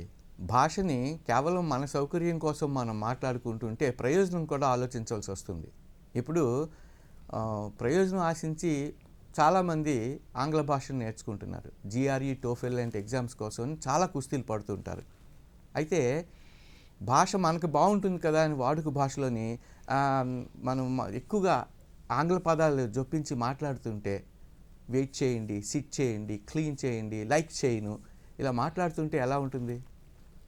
అసలు భాష దీని గురించి ఒక విషయం చెప్తాను. సంస్కృతంలో ఉండేటువంటి పదాలు మీరు చూసుకున్నట్లయితే సంస్కృతంలో 3 బిలియన్ల పదాలు ఉన్నాయి. 3 బిలియన్లు. ఇంగ్లీష్ భాషలో ఉండేటువంటి పదాలు 10 లక్షలు పూర్తిగా లేవు. మరి ఎవరి భాష గొప్పది? మన మూలాలు ఎవరు సంస్కృతానికి వారసులు ఎవరు? మనమా, ఆంగ్లేయులమా? మరి తెలుగు భాష ఎంత గొప్పది? సంస్కృతం అదే మన ఇంగ్లీష్ కంటే ఎంత గొప్పది? ఉపాధ్యాయుడు అని చెప్పాలంటే కనీసం 20-30 పదాలు ఉంటాయి. ఒక సాధువు అని చెప్పాలంటే వజ్రంకుడు అనేటువంటి పదం కూడా చాలామంది తెలిసి ఉండకపోవచ్చు ఇప్పుడు కాలం వాళ్ళకి. అలాగే ఒక స్త్రీ అని చెప్పాలన్నా, సూర్యుడు అని చెప్పాలన్నా, తాబేలు అని చెప్పాలన్నా అవే ఇందులో రాస్తూ ఉంటాను భారతవర్షంలోని. ఈ పదాల గురించి ఎవరు చెప్తారు, ఎవరికి చెప్తారు, ఎందుకు ఒకళ్ళ భాషను పట్టుకు వేలాడాలి? ప్రయోజనం ఏమిటి? మన ప్రయోజనం కంటే గొప్ప జాతి ప్రయోజనం కదా. మనకు ఉద్యోగం రావడం ఒక్కటే ప్రయోజనమా? తెలుగు వాళ్ళు మొదలెడితే జనరల్గా ఎక్కువ నేను చూసింది అంతాను దీనివల్ల ప్రయోజనం ఏంటి? నన్ను నిన్న ఎవరో అడిగారు మాతృభాష నేర్చుకోవడం వల్ల ప్రయోజనం ఏంటి అని. నేను వాళ్ళని ఒకే మాట అడిగాను, ఏమంటే మీరు పిల్లల్ని కని పెంచుతున్నారు కదా, ఖచ్చితంగా మీకేం ప్రయోజనం వస్తుంది అని అడిగాను. అడిగితే అలా చూసుకోకూడదు, తప్పు కదండి, పిల్లల కోసమని వాళ్ళంతటి వాళ్ళు. అలాగే మాతృభాషను కూడా ప్రేమించాలి. ఏం వస్తుంది అనేటువంటిది వేరే విషయం. ప్రేమించమని ఎవరిని అడగకూడదు అనేటువంటిది నా ఉద్దేశం. రంజింపజేయాలని మొట్టమొదటి నుంచి దాని మీదే ఉన్నాను. అది అయితే ఇప్పుడు మీరు అడిగినటువంటి ప్రశ్న ఏంటంటే యాసల వలన నిలబడుతుందా? తప్పకుండా నిలబడుతుంది. మనకి చాలా పూర్తి అభేద్యమైనటువంటి ఒక నిరూపణ కూడా జరిగింది. తెలంగాణ రాష్ట్రంలో తీసుకున్నట్లయితే తెలంగాణ యాస ఒకప్పుడు అంతా జనామోదంగా ఇక్కడ పెద్దగా ఆంధ్ర కలిసి ఉండేటప్పుడు లేదు. అది ఏదో సినిమాల్లో అప్పుడప్పుడు వస్తూ ఉండేది. కానీ ఇప్పుడు విడిపోయిన తర్వాత వాళ్ళు ఆ భాషను మరింత ప్రేమించడం మొదలుపెట్టి వాళ్ళు దానిలోనే సంభాషణలు, దానిలోనే వార్తలు చెప్పడము, అదే మాదిరిగా మాట్లాడుతూ ఉండడం, వాళ్ళ యాసను వాళ్ళు ఆలింగనం చేసుకున్నారని చెప్పాలండి. చేసుకున్నారు. అలాగే రాష్ట్రం కూడా దాదాపు మీరు చూసుకున్నట్లయితే రాజకీయంగా కూడా భాష చాలా రాజకీయాన్ని ప్రభావితం చేసింది. కాబట్టి యాసలు తప్పనిసరిగా ఉండాలి. మనకి కూడా ఉన్నాయి కదండి యాసలు, అన్ని యాసలు ఉండాలి. ఎవరు భాషను ప్రేమించలేకపోతే కనీసం యాసనైనా ప్రేమిస్తాడు కదా. ఎందుకంటే ఆ ప్రాంత యాసలోనే వాళ్ళు ఎక్కువ మాట్లాడటం జరుగుతూ ఉంటుంది కాబట్టి అప్పుడు తప్పనిసరిగా మాతృభాషలోనే వాళ్ళు మాట్లాడటం జరుగుతుంది. గోల్ నారాయణరావు గారు, మనకి అద్భుతమైనటువంటి సాహితీ సంపద ఉంది. సామెతలు ఉన్నాయి, కథలు ఉన్నాయి, కావ్యాలు ఉన్నాయి, పురాణాలు ఉన్నాయి. ఇవన్నీ చక్కగా మాతృభాషలోనే ఉన్నాయి. కానీ ఈ సమయంలో చాలా పదాలను మనం కోల్పోతున్నాం. మరి ఎందుకు ఇలా జరుగుతోంది అంటారు? నేను వెంకట్ గారితో పూర్తిగా ఏకీభవిస్తున్నానండి. మనకి పెద్ద పెద్ద కవులు, రచయితలు, అలాగే ఏంటంటే ఇంతకుముందు ప్రబంధాలు రాసిన వాళ్ళతో సహా ఒక తమిళుడైతే ఒక పెద్ద తమిళ కవి నేను తెలుగువాడిగా ఎందుకు పుట్టలేదని బాధపడిన సందర్భం మనందరికీ తెలుసు. అలాగే తెలుగు మాట్లాడితే సంగీతంలాగా ఉంటుంది అని చెప్పి మాట్లాడిన ఒక కవి గురించి మనకు తెలుసు. మన తెలుగు భాష యొక్క ఆ రుచి, ఆ తీయదనం అది ఇంకొక భాషకి లేదు. అలాగే తెలుగు భాషకు ఉన్న ఈ అవధానం అని కానీ, పద్యం అని కానీ, ఇటువంటి ప్రత్యేకతలు, ప్రక్రియలు ఇతర భాషల్లో అవి కొన్ని మనకే సొత్తు. అవధానాలు కానీ, హరికథలు కానీ ఇవన్నీ ఇతర భాషలో లేవు. ఇప్పుడు 26 అక్షరాల ఇంగ్లీష్ కంటే 52 అక్షరాల 56 అక్షరాల తెలుగు చాలా అద్భుతమైనది. ఇక దాంట్లో ఈ పదాల కూర్పుల్లో ఎన్ని వందల వేల లక్షల పదాలు మనం ఏర్పాటు చేసుకోవచ్చు అనేది అందరికీ తెలిసిన విషయమే. ఇప్పుడు జరుగుతున్నది ఏంటంటే ఈ ఒక గత 30 ఏళ్ళుగా 40 ఏళ్ళుగా కొంత ఈ భాషా విధ్వంసం జరిగింది. ఈ జరిగింది ఇప్పుడు ఈ రోజు నుంచి మళ్ళీ కొంత రికన్స్ట్రక్షన్ అనేది జరుగుతూ ఉంది. ఇప్పుడు ఈ పునర్నిర్మాణం అనేది మళ్ళీ మొదలైంది కాబట్టి మళ్ళీ మనం ఉచ్చ దశకి చేరుకోవాలనంటే ఇంకొక 3 దశాబ్దాలు పట్టచ్చు అని చెప్పి నేను అనుకుంటున్నాను.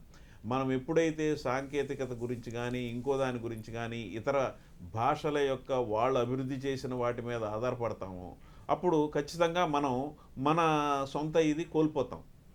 ఇప్పుడు ఈ సొంతది కోల్పోకుండా ఉండాలంటే మనం కేవలం భాషని అభివృద్ధి చేసుకోవటమే కాదు, మన యొక్క సాంకేతికతని, మన యొక్క పరిజ్ఞానాన్ని, మన యొక్క ఇతరతర అన్ని రకాల రంగాల్లోనూ మనం ఒక పరిశోధన చేయాలి. అలాగే దానికి తగినట్టుగా ఇది చేయాలి. ఇప్పుడు ఉదాహరణకి మన వాళ్ళు ఈ కంప్యూటరు అనేది మన వాళ్ళే కనిపెట్టుంటే మనం ఏ పదం వాడేవాళ్ళమో ఆ పదం ఖచ్చితంగా ఇతర భాషల వాళ్ళందరూ కూడా వాడేవాళ్ళు. అంటే ఏదైనా కానీ ఈ సాంకేతికత విషయంలో కానీ ముందరికి వెళ్ళేటప్పుడు ఆ ముందలకెళ్ళి ఎవళ్ళైతే కనిపెడతారో మనం మిగిలిన వాళ్ళందరూ కూడా వాళ్ళని అనుసరించాల్సిన పరిస్థితి వస్తుంది.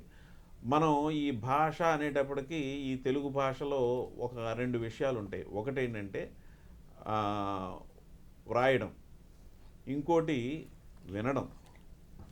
ఈ వ్రాయడం, వినడం అనేది 2 కలిసికట్టుగా జమిలిగా నడిస్తే తప్ప ఈ కేవలం వినడం వల్ల భాష ఇంప్రూవ్ అవ్వదు, అలాగే వ్రాయడం వల్ల భాష ఇంప్రూవ్ అవ్వదు. ఈ 2 కలిసికట్టుగా చేసే ఇది మనం ప్రభుత్వాల తరఫు నుంచి కానీ, అలాగే స్వచ్ఛంద సాహిత్య సంస్థల తరఫు నుంచి కానీ మనం ఆశించాలి అని చెప్పి నేను కోరుకుంటున్నాను. చక్కటి విషయాన్ని మీరు తెలియజేశారు. వెంకట్ గారు, మనకున్నది అద్భుతమైన సాహిత్య సంపద. మరి పద్యాల నుంచి చూస్తే కనుక ఈ ఆధునిక కాలంలో అనేక మంది రచయితలు అద్భుతమైన సాహిత్యాన్ని అందిస్తూ ఉన్నారు మన మాతృభాషలో. ఇది కూడా ఇప్పుడు ఆధునిక సాంకేతికత వైపు మళ్ళుతున్నారు. అంతా కంప్యూటర్లోనే పెట్టడం జరుగుతోంది. కంప్యూటర్లోనే వారు దానిలో టైప్ చేయడం కన్నా మాట్లాడుతుంటేనే వచ్చేస్తున్నాయి అక్షరాలు. ఇంత ఆధునికంగా అభివృద్ధి చెందుతున్న నేపథ్యంలో రాయటం అనేది మళ్ళీ జరుగుతుందంటారా? ఇది పూర్తిగా సత్య దూరం అండి. ఎందుకంటే కంప్యూటర్లో పెడితే వచ్చేస్తుంది అనేది నేను నిత్యము నా విద్యార్థులకు పంపించేవేవే. దయచేసి ఆ ట్రాన్స్లేషన్ టూల్ అంటారు దాన్ని ఇంగ్లీష్లో, అది వాడద్దు. ఆ తర్జుమా పరికరాన్ని వాడద్దు, వాడితే సర్వనాశనం అవుతారని 50% కూడా ఇవ్వలేని పరిస్థితుల్లో నేను అనేక స్క్రీన్ షాట్స్ తీసి ఉంచుతాను అనమాట. వాటిని చిత్రాలుగా సేకరించి ఉంచుతాను. తెలుగులోంచి ఇంగ్లీష్లోకి, ఇంగ్లీష్లోంచి ఫ్రెంచ్లోకి తీసి దయచేసి ట్రాన్స్లేట్ చేయొద్దని. ట్రాన్స్లేషన్ ఎలా ఉంటుందంటే చెప్పకూడదు కానీ అతి వినాశనకరమైనటువంటి, చూడలేనటువంటి, ఎబ్బెట్టు జుగుప్సాకరమైనటువంటి భాష వచ్చేస్తుంది. నా దగ్గర చాలా ఉదాహరణలు నా ఫోన్లో ఉంటాయి. చాలా మారిపోతుందండి. తర్జుమా ద్వారా భాష రాదు, తర్జుమా ద్వారా భాష రాదు. అసలు సాంకేతిక పరిజ్ఞానం అని నారాయణరావు గారు అన్నారు. సాంకేతిక పరిజ్ఞానం మనకి ఎంతో ఉందండి. బాపూజీ తాల్పడే అనేటువంటి ఆయన మొట్టమొదటి విమానం కనిపెట్టాడు అనేటువంటిది, నలందా విశ్వవిద్యాలయంలో ఉండేటువంటిది, ప్రపంచవ్యాప్తంగా ఉండేటువంటి వాళ్ళు అక్కడ చదువుకుంటూ ఉంటే అది ఆ గ్రంథాలయం తగలబెట్టేస్తే 6 నెలల పాటు తగలబడింది అనేటువంటిది ఉంది. ఎవరైతే దురాక్రమణలు జరుపుతారో మనం ఏం కనిపెట్టినా మరో జనరేషన్కి ఉండవు అవి, మరో తరానికి.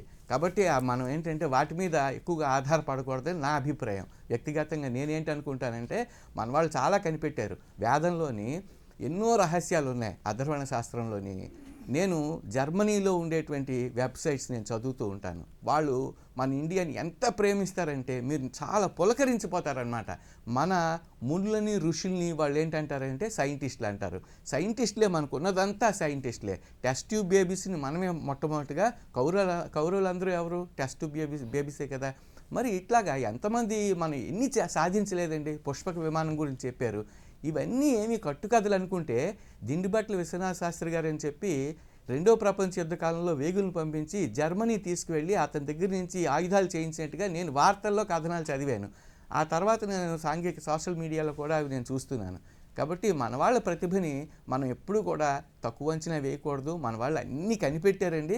కాబట్టి దాన్ని ప్రచారం చేయటానికి మనం ముందుకు వస్తామా రాదా అనేటువంటిది ఈ తరంగా మనం ఏ వారసత్వాన్ని పుచ్చుకుంటాము, భాషా వారసత్వాన్ని పుచ్చుకోమా.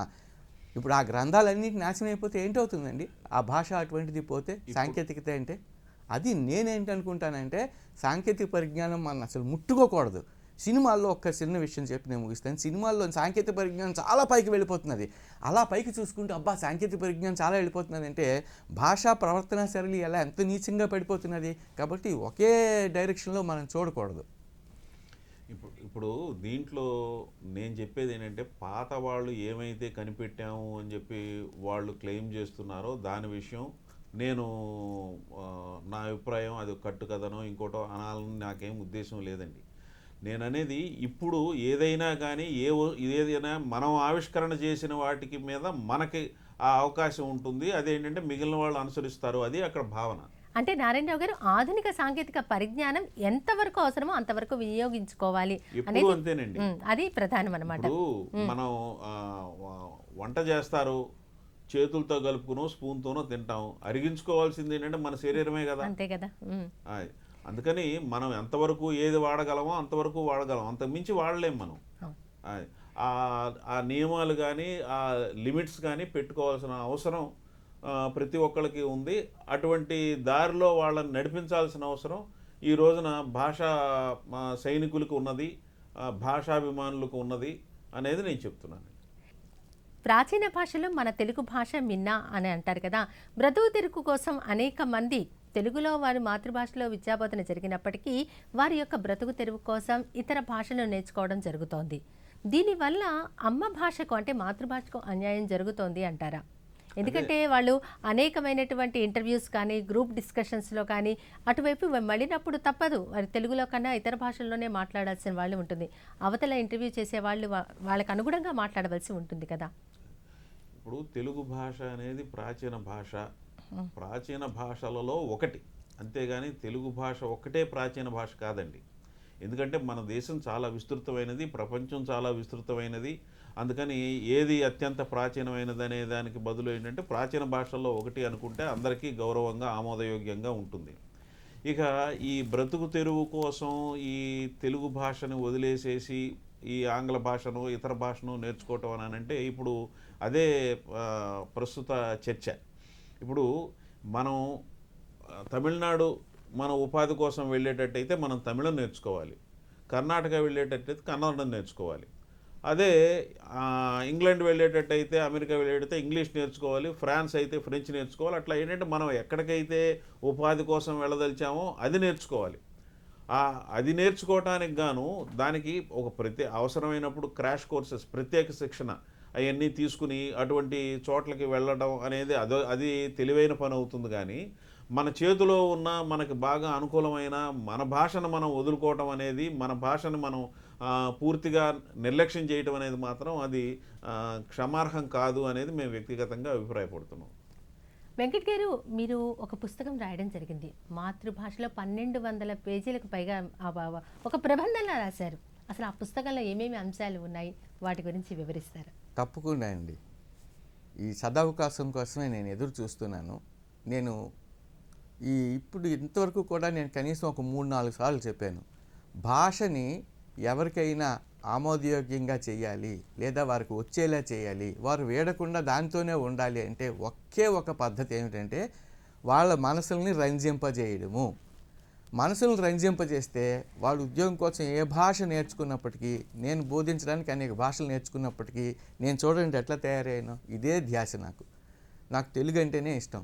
అలా తెలుగును ప్రేమించగలిగేటట్టు చేయాలి అంటే భాషా సైనికులుగా నారాయణరావు గారు ఈ పుస్తకాన్ని విడుదల చేసింది కూడా ఈ భారతవర్ష, మీరు చెప్పినటువంటి పుస్తకం ఇదే. ఈ భారతవర్ష 1265 పేజీలు, 2,50,000 పదాలు, ఇందులో 200 వృత్తపద్యాలు వారి చేతుల మీదుగానే విడుదల చేశాం ఈ పుస్తకాన్ని.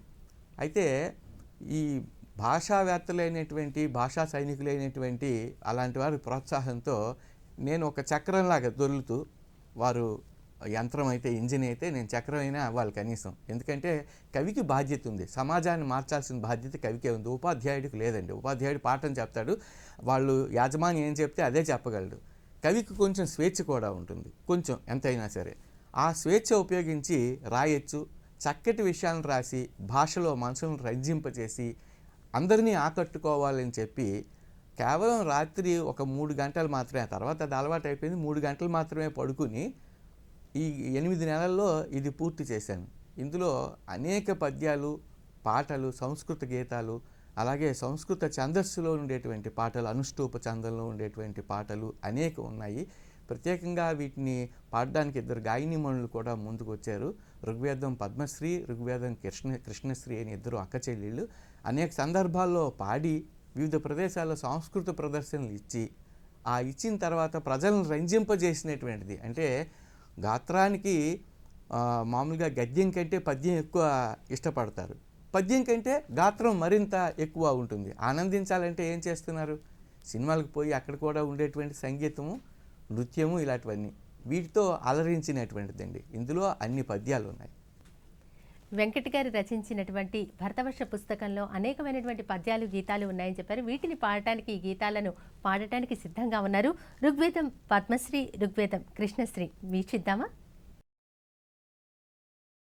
అమ్మా దుర్గా మళ్ళీ రావమ్మా, అమ్మా దుర్గా వెళ్ళి రావమ్మా, అమ్మా దుర్గా మళ్ళీ రావమ్మా, అమ్మా దుర్గా వెళ్ళి రావమ్మా, ఈ దీనులలో గిలిలోకి అడుగిడరావమ్మా, అమ్మా దుర్గా మళ్ళీ రావమ్మా, అమ్మా దుర్గా వెళ్ళి రావమ్మా, నీ అడుగుల సవ్వడి వినగా చెట్టు చేమ వికసించేనమ్మా, నీ పాదముద్రలు పడగా ధర్మం ధరలో విలసిల్లేనమ్మా, నీ గజ్జలు ఘల్ ఘల్ మనగా దుష్ట శక్తులు తొలగేనోయమ్మా, నీ విభుని విభూది పొందుటే ఈ జన్మకు గొప్ప అనుభూతోయమ్మా.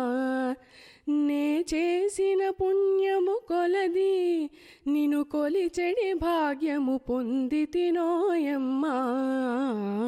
అమ్మ దుర్గ మళ్ళీ రావమ్మా, అమ్మ దుర్గ వెళ్ళి రావమ్మా. ఈ దీనులలో గిలిలోకి అడుగిడరావమ్మా, అమ్మ దుర్గ మళ్ళీ రావమ్మా, అమ్మ దుర్గ వెళ్ళి రావమ్మా.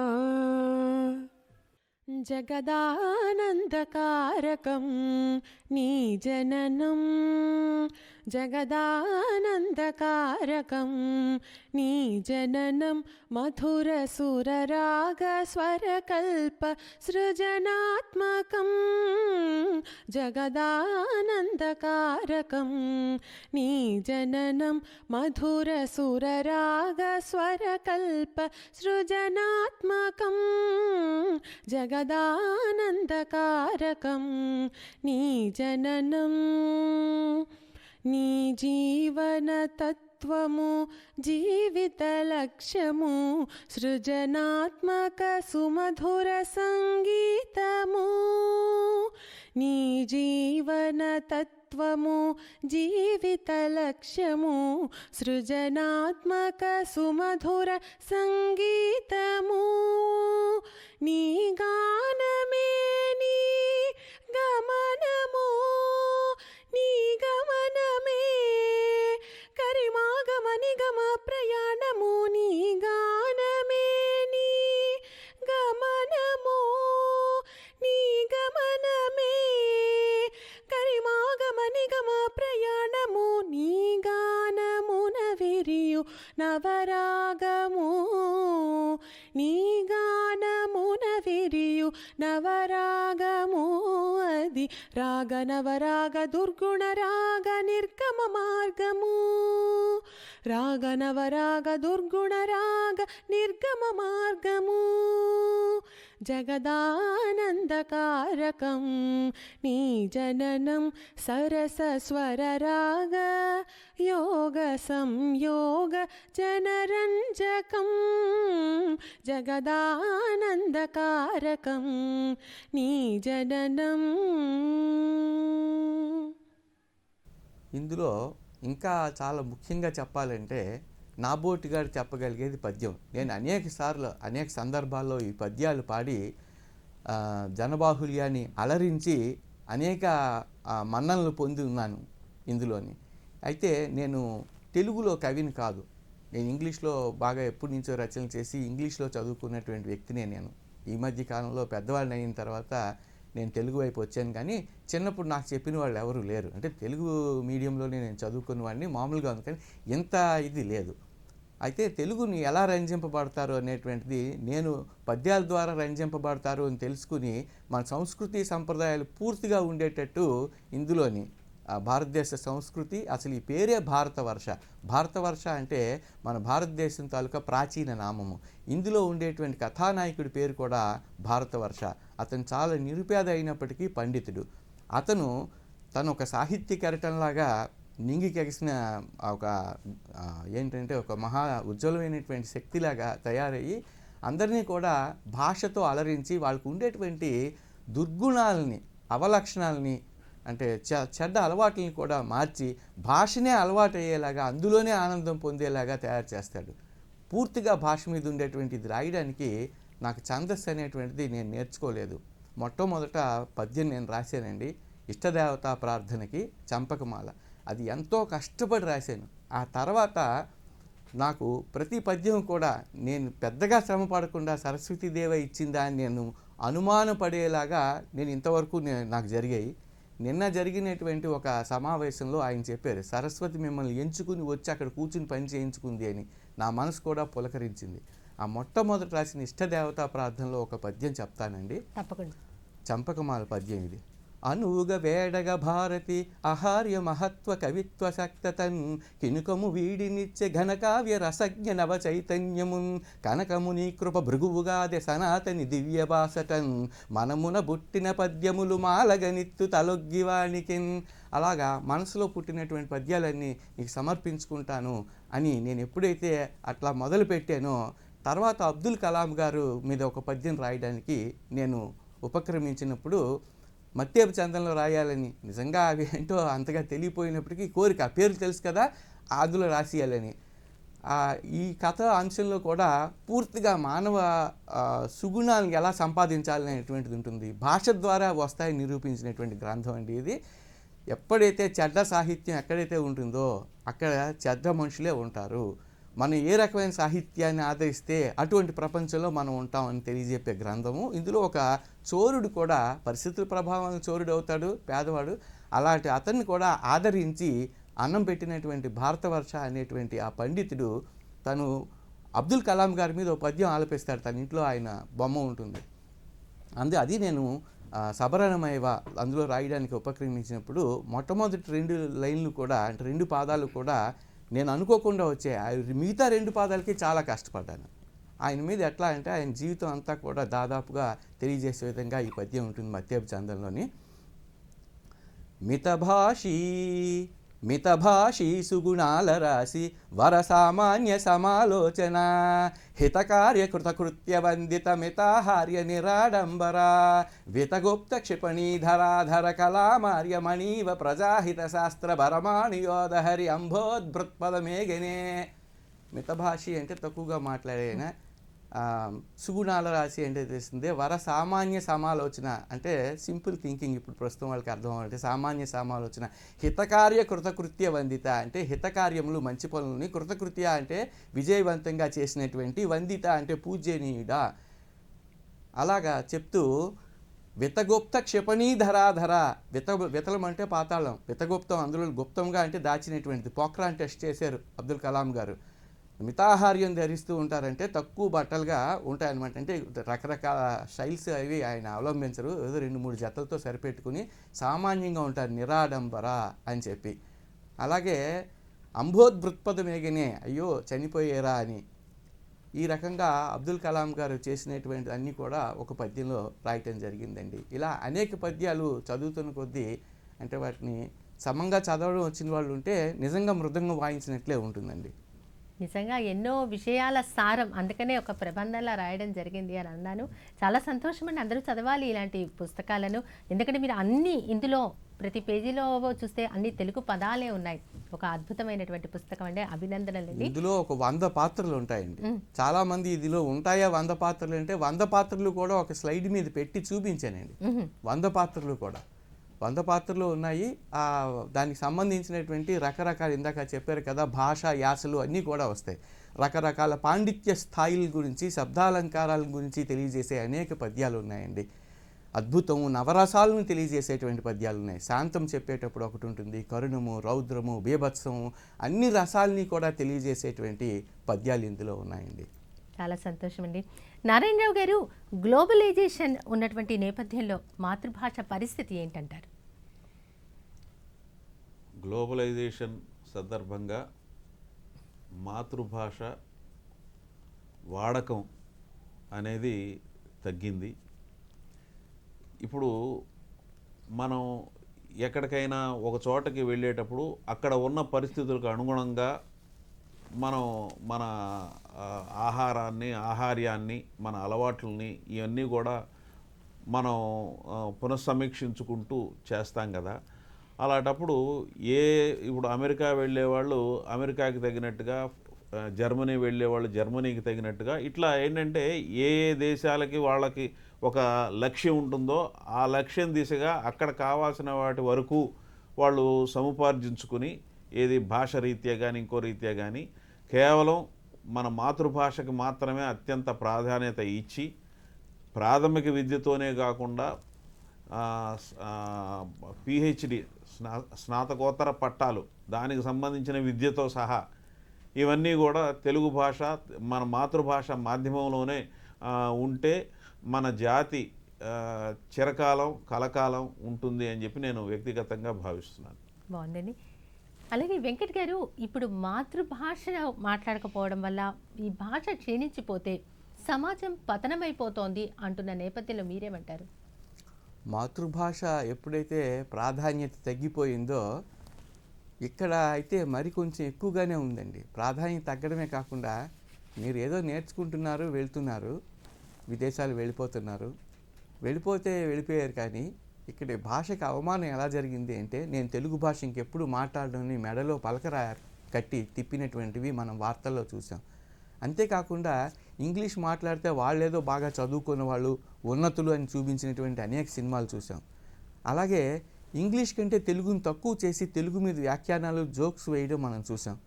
ఎప్పుడైనా మీరు ఎవరైనా సరే ఇంగ్లీష్ని వేళాకోళం చేయడం, వెటకారం చేయడం, ఆ భాషకి తగినంత తగినంత అందులో విద్వత్తు లేదు అని చెప్పడం ఎప్పుడైనా చూసారా? విన్నాను. విశ్వనాథ సత్యనారాయణ గారు చాలా చక్కటి నాటకం ఒకటి రాశారు. దాంట్లో ఏంటంటే పియూటీ పుట్టయితే సియూటీ కుట్టవ్వాలి కదా, కట్ అవ్వటం ఏంటి. అలాగే కొన్ని కొన్ని అక్షరాలు సైకాలజీలో పి, ఆనరబుల్లో హెచ్చి, ఇటువంటివన్నీ కూడా సైలెంట్గా ఉంటాయి కదా, అటువంటి సైలెంట్గా ఉన్న వాటిని అసలు రాయాల్సిన అవసరం ఏమున్నది. ఇటువంటి ఎన్నో చమత్కారాలు, ఒక స్థాయి ఉన్న వెటకారాలు చేయటం జరిగింది. ఇప్పుడు సమస్య ఏంటంటే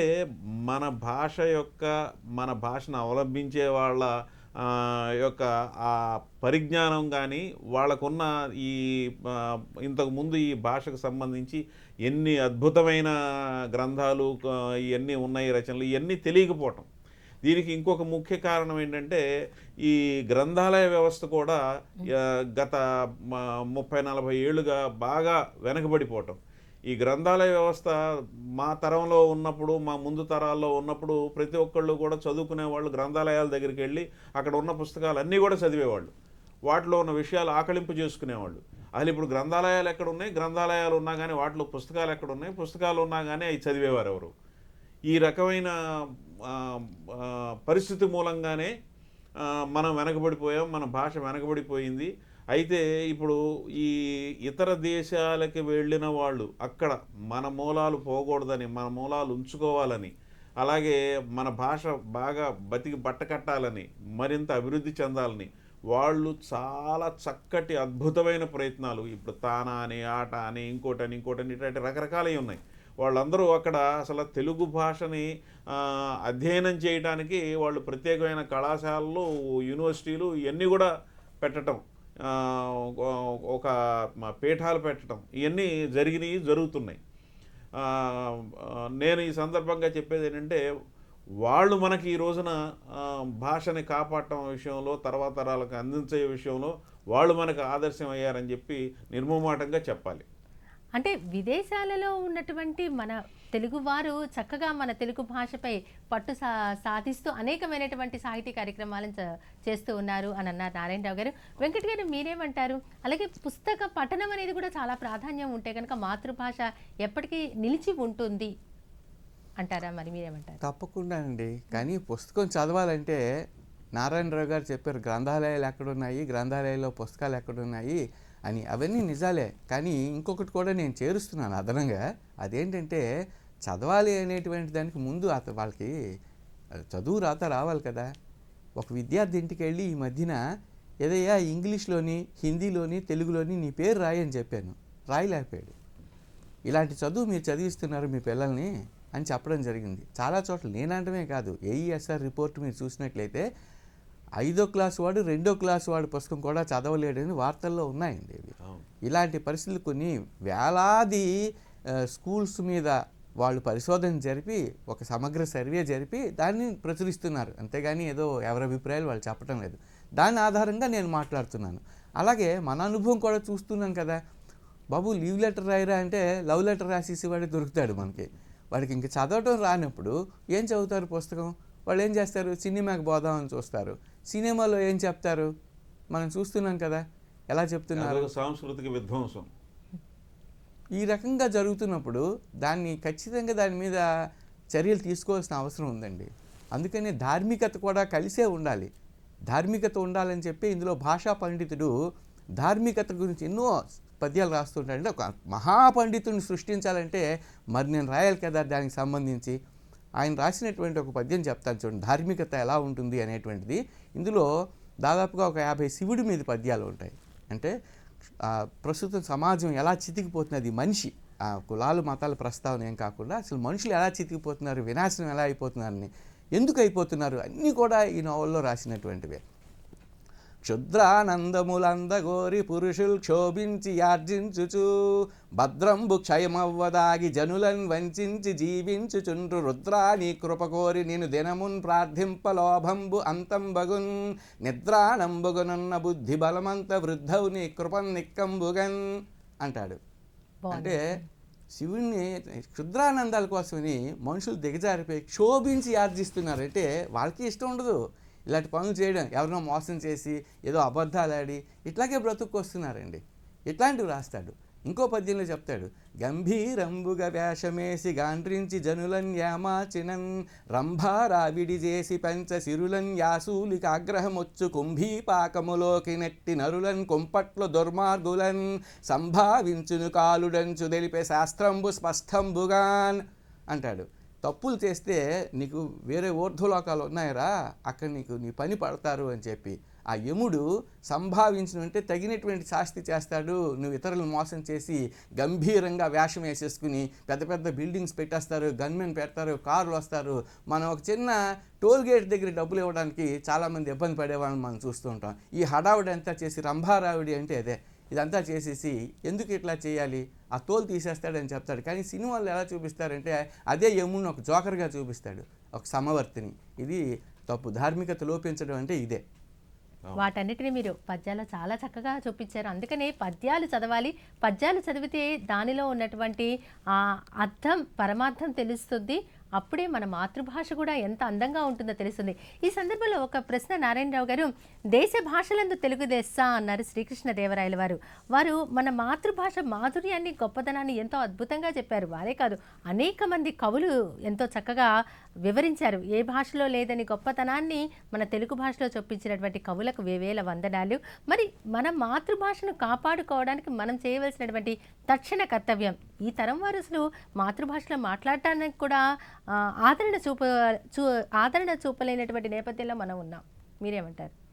ఇప్పుడు మన భాషకి సంబంధించిన, ప్రాచీన సంస్కృతికి సంబంధించిన ఎన్నో విషయాల్ని, వాటిలో ఉన్న మంచి వాటిని మాత్రమే ఏర్చి కూర్చి మళ్ళీ ఈ రోజున ఈ పుస్తకాలు ఇవన్నీ కూడా రచింపబడాలి. ఇప్పుడు వెంకట్ గారు రచించినట్టుగానే పుస్తకాలు రచింపబడాలి. అట్లాగా ఈ జనరేషన్కి దాదాపు 30-40 ఏళ్ళ నుంచి మనం పోగొట్టుకున్న చాలా అద్భుతమైన కాల వ్యవధి అది ఇప్పుడు ఈ రోజున మనకి బాగా అత్యవసరంగా దాన్ని ఎంత తొందరగా పునర్నిర్మించుకోగలిగితే అంత మంచిది. కాబట్టి అటువంటిది మన భాషలో ఉన్న పాత మంచి మంచి గ్రంథాలు కానీ, కావ్యాలు కానీ, రచనలు కానీ, కవిత్వం కానీ వాటన్నిటిలో మళ్ళీ తిరిగి పునర్ముద్రణ కానీ ఏంటంటే, లేకపోతే పునర్ప్రచారం కావాలి అనేది అది ఒకటండి. రెండోది ఏంటంటే, ఇప్పుడు ఈ మన ఒక్క భాష మనకి సంబంధించినంత వరకు అనేదే కాకుండా మనకి చుట్టుపక్కల మనకు అవసరం ఉన్నా అవసరం లేకపోయినా కానీ ఇప్పుడు ఈ రోజున రకరకాల భాషల వాళ్ళు, జాతుల వాళ్ళు ఉపాధి కోసం, ఇంకో దానికోసం ఒక చోటకి చేరుతున్నారు. ఇప్పుడు విజయవాడ ఇటువంటి నగరాలు ఉన్నాయంటే నగరాల్లో కేవలం తెలుగు వాళ్ళే ఉండరు. అలాగా ఇప్పుడు రకరకాల వాళ్ళు చేరుతున్నారు. కాబట్టి వాళ్ళ భాషల్లో ఉన్న మంచి మంచి విషయాలు, మంచి మంచి గ్రంథాలు కూడా అనువాదాల రూపంలో మనకు రావాలి. అలాగే మన భాషలో ఉన్న గొప్పవన్నీ కూడా అనువాదాల రూపంలో అవతల వాళ్ళకి వెళ్ళాలి. అప్పుడు ఇవన్నీ జరిగినప్పుడే ఒక భాషకు ఒక పునర్వైభవం వస్తుంది అనేది నేను వ్యక్తిగతంగా భావిస్తున్నాను. వెంకట్ గారు, మీరేమంటారు? రాబోయే తరాల వారికి మీరు ఎలాంటి సూచనలు తెలియజేస్తారు? ఎందుకంటే మీరు ఒక చక్కటి పుస్తకాన్ని కూడా రాయడం జరిగింది కదా. ఈ పుస్తకంలో చెప్పినటువంటిది కూడా నవరసభరితమైనటువంటి పద్యాలు. మనిషికి ఇందాక చెప్పినట్టుగా ఆధ్యాత్మికత కూడా, ధార్మికత కూడా మనిషికి ఒక భాగమే. ధార్మికత లోపించినటువంటి మనిషి, మనం చూడండి, బలవర్ధకమైన ఆహారం లేక, పోషకాహారం లేక చిక్కిపోయి ఉంటారు. వాళ్ళు కనిపించేస్తారు పాపం, వాళ్ళు భౌతికంగా వాళ్ళు కనిపించేస్తారు. ఇలాంటి వాళ్ళు మంచి మంచి సూట్లు వేసుకుని ధార్మికత లోపించిన వాళ్ళు ఏం చేస్తారంటే పక్కవాడిని నాశనం చేస్తూ ఉంటారు. ఇలాంటి అనేక పుస్తకాలు వచ్చాయి. ఇందులో నవరసాలని పండించేటువంటిది, ముఖ్యంగా కరుణ రసం పండించేటువంటిది ఎలా ఉంటుందంటే ప్రతి పాత్ర కూడా చెప్తూ ఉంటుందండి. ఒక పైలట్గా తయారు చేస్తుంది ఒక తండ్రి లేని ఒక పిల్లని. తనకి పిల్లతో వినకుండా సినిమాల ప్రభావం వల్ల చెడిపోయి వెళ్ళిపోతే వేరే ఒక పేదరాలను తీసుకుని తండ్రి లేని పిల్లని చదివించి పెద్దదాన్ని చేస్తే ఆ అమ్మాయి చాలా ప్రయోజకురాలయ్యి ఆ కృతజ్ఞత చూపించుకునేటువంటి ఘట్టాలు, అనేక ఘట్టాలు ఇలాంటివి ఉంటాయండి. నీవుగాక, కరుణరసం ఇది. నీవుగాక ప్రభుత్వమనిన ఎటుండు మనసు నిండ దయగల మాత, 2 నిమిషాలు నీ పాదాలంట నిమ్ము బిడ్డ, నీ రుణమెటు తీర్తుననెవరికెరుక. అలాగా పైలట్ ఆఫీసర్గా అయిపోయి ఆవిడ ఆ పట్టా తీసుకొచ్చి కాళ్ళ దగ్గర పెడుతుంది. అయినా ఆవిడ కూడా చాలా కేంద్ర మంత్రిగా చేస్తున్నారు అరుణతార అని. ఆవిడ పాదాల దగ్గర పెట్టి నమస్కరిస్తే, వద్దమ్మా ఇది సెంట్రల్ గవర్నమెంట్ ఇచ్చినటువంటిది అంటే చెప్తుంది, నువ్వు కూడా ప్రభుత్వమే కదా, నువ్వు తల్లివి, నీ వల్లే నేను వచ్చాను అని చెప్పి అలా కృతజ్ఞతతో అణుమణువు పొంగిపోయేటువంటిది. ఈ పాత్రలను చదివిన తర్వాత చాలామంది నాకు రాశారు. అద్భుతమైన విషయం ఏంటంటే మా ఇంట్లో పాత్రలు అనిపిస్తున్నారని. ఒక వ్యక్తి అయితే తన ఇల్లు అమ్మేసుకుని, ఖచ్చితంగా నేను చూపించగలను, ఇల్లు అమ్మేసేసుకుని రాధా మనోహరాల పుష్పాల గురించి ఇందులో మొట్టమొదటిలోనే పాటలు ఉంటాయి. రాధా మనోహర్ పుష్పాల కోసమని కొత్తగా ఇల్లు కట్టుకుంటున్నారు ఇప్పుడు. అంత ప్రభావితం చేసింది ఈ ఒక్క గ్రంథం, ప్రబంధ కావ్యం. బాగుందండి. నారాయణరావు గారు, ఈ 2024వ సంవత్సరపు అంతర్జాతీయ మాతృభాష దినోత్సవపు థీమ్ ఏంటి అంటే కనుక తరతరాలుగా ప్రపంచ భాషల అధ్యయనానికి బహుళ భాషల విద్య మూల స్తంభం అని అన్నారు. దీని గురించి మీరేమంటారు? నేను మొట్టమొదటి నుంచి కూడా అనేది అదేనండి. ఇప్పుడు మన భాష మనకి ఎంత ముఖ్యమో ఎంత అవసరమో అది ఆక్సిజన్ లాంటిదో, అలాగే ఇతర భాషలు కూడా నేరిస్తేనే ఇతర భాషల యొక్క సంస్కృతి సాంప్రదాయాలు, వాటిలో ఉన్న మెరుగైన విషయాలు, వాటిని మనం ఎంతవరకు స్వీకరించి మన దాన్ని, మన భాషని, మన జాతిని, మన సంస్కృతిని ఏ రకంగా తదనుగుణంగా మార్చుకోవచ్చు అనేది ఉండాల్సిందే. ఆ సహృదయత ఇప్పుడు పరమత సహనం, పరకుల సహనం, పరసిద్ధాంత సహనమే కాకుండా పరభాషా సహనం కూడా, పర సంస్కృతి సహనం కూడా అవసరమైనంత వరకు మాత్రమే, అది కూడా చాలా ఖచ్చితంగా చెప్తున్నాం, అవసరమైనంత వరకు మాత్రమే ఉంటేనే మనం ఈ ప్రపంచంలో ఒక ప్రపంచ మానవుడుగా మనం మనగలం. కానీ లేకపోతే కేవలం ఒక జాతికి సంబంధించిన వ్యక్తిగాను, ఒక జాతికి సంబంధించిన సాహిత్యం సంస్కృతిగాను మన వ్యవస్థ మిగిలిపోవటం అనేది నాకు ఇష్టం లేదు. తగినంత ఏదైనా కానీ ఇప్పుడు కన్ను పోయే కాటుకు పెట్టుకోకూడదు, అలాగని కాటుకు పెట్టుకోవాల్సిందే కదా. అది ఆ రకంగా మనం మన విధానాన్ని మనం సమీక్షించుకోవాలి, అలాగే విధానాన్ని అవలంబించాలి అని చెప్పి నేను కోరుకుంటున్నాను. వెంకట్ గారు, మరి మీరు ఈ విషయంలో నాది కూడా ఒక చిన్న విన్నపం ఉందండి. ఎందుకంటే నారాయణరావు గారు చెప్పినట్టుగా తప్పకుండా పరభాషా సహనము, పర మత సహనము అన్నీ ఉండాలి. మనకి చాలా ఎక్కువగా ఉన్నాయి. అది చెప్తుంది ఏంటంటే మనం ఎవరిని కూడా వద్దనాను. ముందు నేను ఎప్పుడు చెప్తుంటాను, అమ్మకి అన్నం పెట్టిన తర్వాత అతిథికి పెట్టు. అతిథికి పెట్టమనే మన సంస్కృతి చెప్తున్నది. మన సంస్కారాలు అలాగే ఉన్నాయి ఇప్పటి వరకు. ఎవరిని మనం మెడపెట్టి గెంటేసినటువంటిది ఏమీ లేదు. వేరే మీరు విదేశాల్లో తీసుకున్నట్టయితే చైనాలో ఇంగ్లీష్లో అంటే కుదరదండి, వాళ్ళకి అసలు ఒప్పుకోరు, వాళ్ళకి ఇంగ్లీష్ రాదు, వ్యాప్తి ఉండదు. ఫ్రాన్స్లో నా స్టూడెంట్స్ ఉన్నారు, 432 మంది వెళ్ళారు ఈ రోజు వరకు. చెప్తున్నాను వాళ్ళ పరిస్థితి ఏంటంటే పాస్పోర్ట్ పోయి పోలీస్ స్టేషన్కి వెళ్ళి సహనం అంటే చెప్తున్నాను ఇంగ్లీష్లో వీడి సమంగా ఫ్రెండ్స్ నేర్చుకోలేదు. గబుక్మని పోలీసులు స్టేషన్ అనగానే పాస్పోర్ట్ పోయిందని ఇంగ్లీష్లో మాట్లాడడం మొదలు పెడితే ఎవరు పట్టించుకోలేదు, అదలు పంపించారట. సో ఈ రకంగా అనేక విషయాల్లో మనం చూసినట్లయితే మనం చాలా మనం ఒకళ్ళ భాష హిందీ వాళ్ళు వస్తే మనకి హిందీ రాపోయినా ఎంతో కొంత తెలుసుకున్నట్టు మాట్లాడేస్తూ ఉంటాం. అలాగే అన్ని మతాలని మనం ఆదరిస్తాం. ఇప్పుడు నేననేది ఏంటంటే మీరు ఇందాక చెప్పినట్టుగా ఈ భాషలు చిక్కిపోతున్నాయి, క్షీణించిపోతున్నాయి అనేది అందరం ఒప్పుకున్నాం. మన మాతృభాష మీరు స్టాటిస్టిక్స్ గణాంకాలు చూసినట్లయితే మంది 95% మంది ఇంగ్లీష్ మీడియంలోకి వెళ్ళిపోయిన పరిస్థితి, బాగా చాలామందికి రాని పరిస్థితి. ఇలాంటి స్థితిలో మరి మనం బలహీన వర్గాలకి రిజర్వేషన్ ఇస్తున్నాం కదా, అలాగే తెలుగు భాషకు కూడా రిజర్వేషన్ ఏమైనా ఇవ్వచ్చా? ఇవ్వాలేమో అనుకుంటాను నేను. అదే ఎంసెట్ పరీక్షల్లో తెలుగు భాషకు కూడా మార్కులు వెయిటేజీ కనుక ఇచ్చినట్లయితే అంటే ఏదో ప్రారంభం అవుతుంది. ఏది పునర్వికాసానికి ఏదో ఒక ప్రారంభం అవుతుంది. మీరు ఇప్పుడు చెప్పారు చూసారా, మన జర్మనీలో మన వాళ్ళు వెళ్ళి అక్కడ ఇంగ్లీష్లో మాట్లాడలేకపోయారు, ఇంగ్లీష్లో మాట్లాడి వాళ్ళ భాషలో మాట్లాడలేకపోయారని.